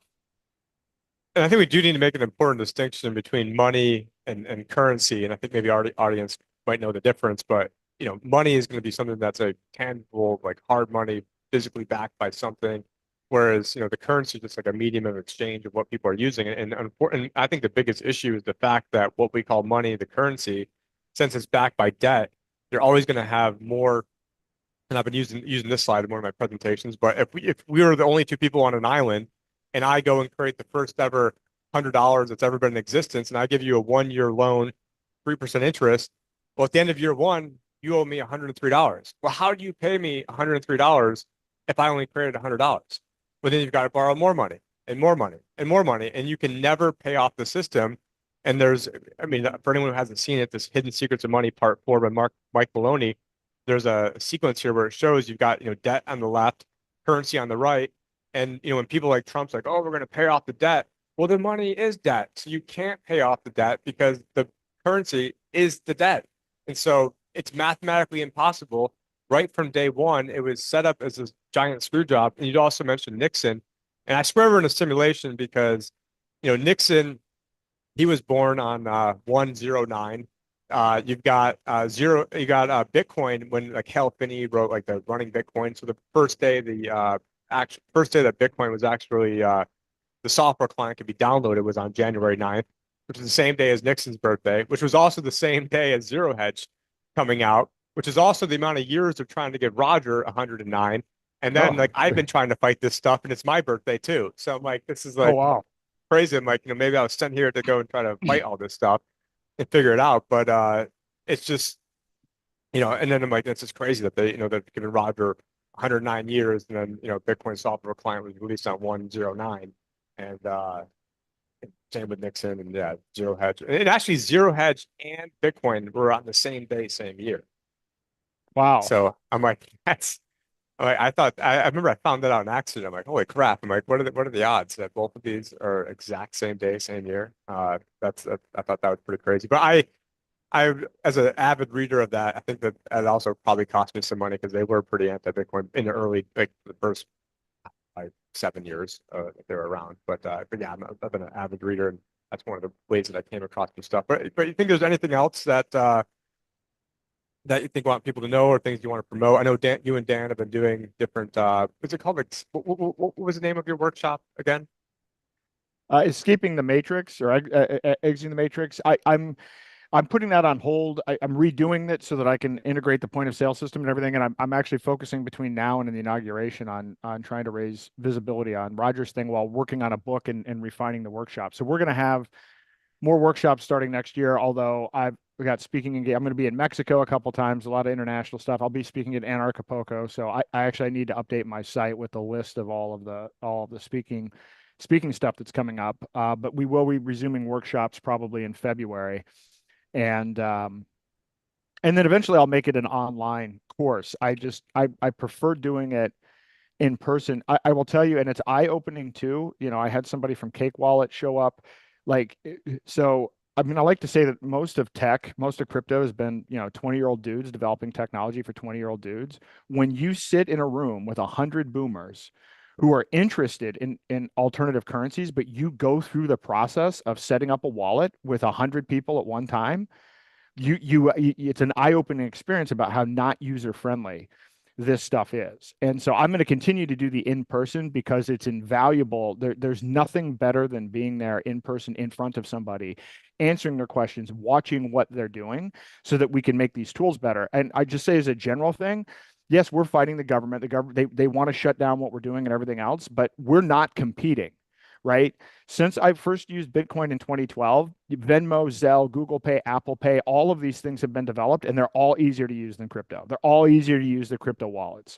And that's the problem of our industry. That's not a problem of the state. That's a problem of, like, we need Steve Jobs level passion and enthusiasm towards making this stuff easy to use. Like, we need somebody to come in and where they get off on making it easy for people to use, where they get excited about grandma being able to use cryptocurrency seamlessly as Yeah, opposed to it Ernie's been being calling it the grandma just button. He's like, it, I don't need like the just this and just this and just this and 20 just later. You've got it. He goes, no, I need the grandma just button. And I think, yes. Paul Play of Edgewall ended up sort of like spearheading the mantle of making like an easier crypto wallet. And then you talk about the government, and the root word of government is gubernare, which is to control in Latin, and mente, which is mind in Latin. So, I mean, yeah, you're against the government. Yeah, I'm against mind control, but just like a PR technique that's running game against us to basically enslave us and being good little tax. Basically they want to create a bunch of tax farms around the world, and they've got their different mafias and running different places. And yeah, people are like, oh, you're against the government? Yeah, I'm against mind control. I'm against anything that's trying to enslave man. And and actually along the same vein, I just started, and I in 2019 I came out with a presentation called Crisis Retiring, and then I just sort of retweaked that a little bit, and now I'm calling it Great Reset Retirement Blueprint. And so maybe there's some ways to kind of mix in what, and these in the beginning will be live virtually, so it's not going to be a tape recording. So if somebody wants to get like an actual live with me doing it, probably doing it sooner than later. I've got another one, for Bitcoin early adopter strategies for people that might want to leave the country, or people that are looking to get, maybe their own like off-grid stay. Like, how can they do so without getting billed on taxes? And so, I don't know if maybe there's a way for us to maybe even combine forces. It's kind of some of the main things I've been presenting on as well. And when Dan told me what you were up to, I'm like, man, it sounds like or we could even compare notes because there's things I've got in my slides that you don't have, vice versa. Like I didn't know about that regulated liability network. That was something that was new to me as I was out here trying to homestead and do all that stuff. But yeah, I definitely see a lot of a lot of overlap between what we're both trying to do, and ultimately what we're trying to do is to be left alone and to not go down with the ship when because one of these things like, oh, I can be safe and I can sit there and say nothing. Like, no, they're coming after everybody. It doesn't matter if you think you're being safe or not. I mean, this is going to affect everybody. I mean, that's why you have so many people that are losing their standard of living right now with inflation because of the exact policies that we're trying to stop. And it's just insanity of what's going on. But at the core root level of it, it's cutting out the fact that we have a debt-based monetary system. Just like, the pharma system wants to, sell you a bunch of drugs, then mask a bunch of symptoms, but they never go after the heart of it. And then now you've got Maha, eating McDonald's on from Force One. So that's just Well, yeah. I'd love to collaborate with you. And in fact, you channeled Mark Passio there for a minute. And like I feel like there's probably I mean, I've been just doing this one workshop, but there's more components to this. And even when we talk about Sterling, I don't know what it is yet, but like I feel like there is a bigger, more expansive program because it is yeah, there's financial planning, there's exiting the dollar, but then there are other components to this as well. Like I really want to start thinking outside of just here's an alternative to CBDCs. And again, I don't know what that looks like yet, but I'd love to talk to you about it and see what we can come up with. Because and one thing I'm thinking about doing, if you're interested in this as well, I have an opportunity to sponsor one of the big tents at PorcFest. So you may remember like the Yep. Brownstone tent or whatever. And I'm thinking about sponsoring one, but getting a bunch of people to go in on it and making the focus of it like some combination of whatever privacy, sound money, like it's but a hands-on kind of active thing where we run stuff. And by the way, my vision for this is that we'll also sponsor and have as part of this that Ross and Ian and Roger and Julian Assange and Edward Snowden will be at this event as free men. And I'm not even kidding about this. This is what I want to see at PorcFest, and I'm kind of working towards that. But I also think we could do like we have a whole week and we could have our own tent kind of set up like Brownstone where we could run workshops, which we could also record and make available outside of PorcFest. But I think if a group of us get together and start looking at the different aspects of how we start building alternatives to this existing tyranny system, I think that'll give us a great next step because I think it's needed. I think we've got to go one step beyond trying to figure out how to survive within the existing system. We need to start creating our new systems. Yeah, that's the whole many hands make light work. So I mean, I was glad that you were out there because I'm like, okay, great. When I was kind of laying low for a year and a half, 2 years, I was glad that you were out there doing all this stuff because I felt like good. I mean, there's enough people out here talking about this now, but ultimately, I feel like you know that not enough people are kind of hardcore enough to get to the real root issue. It's like, oh, Trump won and he likes crypto, so yay, the day is saved. He's going to pay off the debt and he's going to use Bitcoin to pay off the debt. I'm like, well, you can't pay off the debt if the money is debt. So I mean, Yeah. it just there's nothing more one-on-one. And then what happened last time? Last time he said 8 years we're going to pay off the debt and came to printing more money than Obama. Like, oh well, and he did more in 4 years than Obama did in eight. And people are like, oh well, he had the whole pandemic. I'm like, well, yeah, he got psyoped into that, so that doesn't make it any any better either for me. So yeah, I definitely see ways that we can help collaborate. Just for people listening, this is only the second time we only met briefly at PorcFest, like real briefly for a few minutes, and it's our first time person ever talking. And yeah, so Dan knew that we would hit it off and that we would kind of in that same. And actually, coincidentally enough, to bring up Passio, Dan and I were texting today, and he said that he was going to try to hook me up with Passio today this morning. So it's kind of funny that you just bring that up and behind the scenes we were looking into that because I think you guys did something about the year 2045, and I've got a bunch of research on different things, even non-financial, from like a ancient civilization standpoint of what is going on in 2045, 2046, and then you see like all these globalists planning a bunch of things for that. So I didn't see that. I saw like a little bit of your like a Twitter space or it was on X. Uh, I caught a tiny bit of that, but I remember I think it was you. Was it you?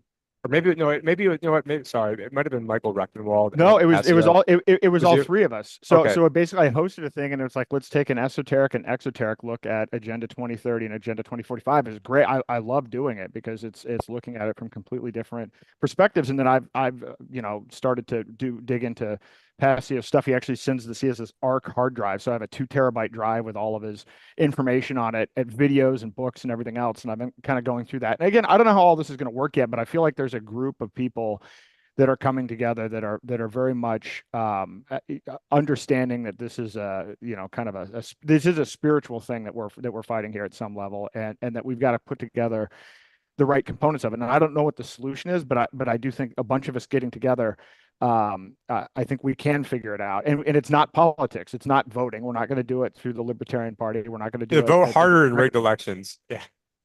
Yeah, we're not going to do it that way. But I feel like if we can get some of our best people out of prison, if we can get Roger out, Ross out, Ian out, and then we all kind of put our heads together, we can start building these alternatives. And as you said, not from a place of fear. I'm actually not pessimistic about the future. I mean, I think that we're in a decaying system anyway. I think once you let that go, and then you free up energy to work on new solutions. And this is the problem that we have with liberty in general. People have been, slight tangent, but people have been trained through public education to only use their left brain, and have been trained not to look at the bigger picture. I like to call it And government education. Yeah. yeah, government education. And so the problem with this is, so liberty, I can't predict the future. Is 8 billion people acting voluntarily? How could you possibly predict the future? It's unlimited in terms of its potential, but people aren't able to process abstract thoughts. They've been only taught to think in concretes, which is why the technocrats can put up visuals of a 15-minute city. Well, what do we have? Well, what we have is literally infinite possibility, but infinite possibility is much more difficult to present to people that are expecting to hear things in terms of concretes. That's our challenge. Yeah. People are kind of stuck in this, binary mindset of like, oh, well, if Ukraine's bad, it means Putin's good, or, and it, no, it doesn't, it can exist both. He's also trying to poison people with the, what's, and everything else. And I did that in my last video, and it got taken down. So I mean, who knows? I didn't even say the word, still got taken down. But we just got to get out of this binary thinking. There are, I mean, if crypto and Bitcoin and all these geniuses in the space, if this wasn't around, I think, I'd be a lot more pessimistic with, the future and the outlook. And, and so I am optimistic that, especially talking about a lot of this type of stuff. I mean, talking about this stuff 10 years ago, everyone, even 5 years ago, everyone's rolling their eyes. I mean, but CBDCs, yeah, talking about 2 years ago, even talking about now, maybe with most people, they're rolling their eyes. They don't care. Yeah, yeah, yeah. That's, maybe down the road, what do I care? But now there's so many people woken up to sort of jump the shark with everything that happened in 2020 that, we do have this resurgence. It's just we can't settle for, the lesser of the two evils. We need to settle for the solution, and that solution ultimately means getting rid of the debt-based money. So I mean, that's been like the main thing I've been sort of championing, which is why I probably shadow banned everywhere. You can't mess with their money. That's the main. Yep. That's the main crime. You It's can't. Yep. It's a dead concept, but there's one other thing that I like to say to people, and I'm trying to get people to kind of focus on this, because I mean, my background is as a serial entrepreneur. So the fact that I'm doing this stuff right now is not my normal thing. But when you look at how technology is adopted, it follows a very traditional adoption curve. You have innovators, which are the first 2.5%. Then you have early adopters, which are 13.5%, then early majority, late majority, but it follows a sequence. And so often, I think in the liberty movement I've seen, and in other movements in general, there's this assumption that if it doesn't immediately go mainstream, it's failed. And that's an improper understanding of how ideas or technologies actually work. So what we need to do is we need to get together as a group and then figure out how to focus on those innovators. We need to not be worried about mainstream. So what I'm saying is, let's get together like, for instance, the merchant categories that have already been affected by choke point, right? There are already people that have been debanked. There are already small businesses that were disadvantaged because of COVID and everything else. We don't have to even go out and evangelize. We just need to organize the people who have already been negatively impacted, work with them, and then make the tools and the solutions as good or better than what they're building with CBDCs. If we do that strategy and we adopt that strategy and we remain focused, we can actually be successful. And I have this quote from Dr. Charles Tart, which I think exemplifies this. When an audience is presented with a theory that is one level above their understanding, they find it inspiring. When the information is 2 levels above their comprehension, they fall asleep. At 3 levels, they become angry. And when the data reaches 4 levels above the audience level of the audience, they want to kill the presenter. And I think that's accurate. And so if we know that, then let's focus on those people that are one level removed that would find it inspiring and not be as like the last thing I want to do is I don't want to be on the mainstream. If I were on some mainstream news program, people I can't imagine how much hate it would get and it would not be productive. It's not going to change people's minds. It's going to create consternation and all kinds of issues. Let's focus on the fact that we are ahead of the curve here, and let's acknowledge that, and then let's work together and make the stuff so that it's easy for everybody to use. And I think we can do that. But I had a family member a couple years ago, and they were really mad when I was exposing a bunch of stuff going on with the pandemic. And they're like, you know what? I hope you know this. That you're not even mainstream. I'm like, are you trying to give me a compliment or insult me right now? So like, I don't know what was that? What was that hierarchy of what was that called again? I've heard you say that before, and I think it's brilliant. It's an adoption curve, and there's a book called Crossing the Chasm by I believe his name is Jeffrey Moore. I read this book like 30 years ago, and then I was at G. Edward Griffin's Red Pill Expo, and then he's written something called The Chasm, and I realized he's actually using kind of the same concepts, and he gave a talk about essentially the same idea that even the U.S. itself in the revolution it was originally like 0.5% that actually mobilized 1%, and then that got 3%, and then that got 15%, and that was all that it took to win the Revolutionary War. It wasn't 50% plus one at a ballot box. Everyone thinks it's 50% plus one. It's never been the case. I mean, even all the tyranny that's going on us right now, or all the LGBTQ plus, wherever it's just like a tiny amount of people out there that have been pushing a lot of this tyranny on us, and now Yep. we need to basically use that as like a judo move to then take that energy and put it back to them. But I do know you have to get going with picking up your kids from school, and we definitely appreciate all the time you had today for us and all the work you've been doing. And for anyone that wants to support your work, you can head over to daylightfreedom.org. Of course, we've got to head over to we've got the Brownstone Institute as well, and then we've got Free Roger Now. I don't know if I have the link up here anymore where it went, but yeah, freerogernow.org, because Roger needs our help. He's been there to help out a lot of other people when it wasn't easy to do so, and so we need to hang together or hang separate. And this is definitely the time that we need to hang together, because it's not just about us, it's not about Roger, it's about our kids, our grandkids, the future, and being able to have a humanity where we don't have bankers making us all slaves by the fact that we have to pay interest to people that never had the money to begin with. This has always been the fight. It's been the fight, going back to Thomas Jefferson, or I forgot if it's him or Franklin. I always forget. It said, if we ever allow private central banks to grow up around the country, first by inflation, then by deflation, will end up homeless on the continent our forefathers conquered, because they could take stuff they never had to begin with and then get real assets coming back their way. Greatest Yep. scam ever. I mean, super Yep. brilliant, but but it's gotten too long in the tooth.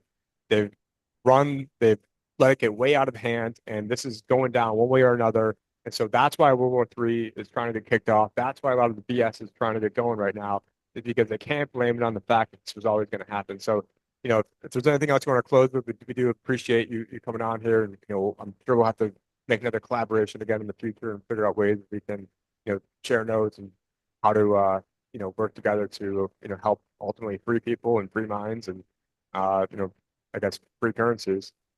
Yeah, absolutely. I'd love to work together, and I would just say freerogernow.org. That should be if you're going to do one thing, do that. That to me is the most important thing right now. So I'd leave it with that. That's freerogernow.org. Thank you very much. It's Aaron Day, and I'm Tim Picciott, and I appreciate everyone. Appreciate you sharing it out on X. My original X account was deleted, so now we've got a new one trying to build up. But thank you so much for everything. And I haven't gone live in a while, so I'm trying to figure out how to properly shut this off. But anyways, thank you everyone who's tuning in, and thank you Aaron so much Thank you. and thank you Dan O'Neill too for setting.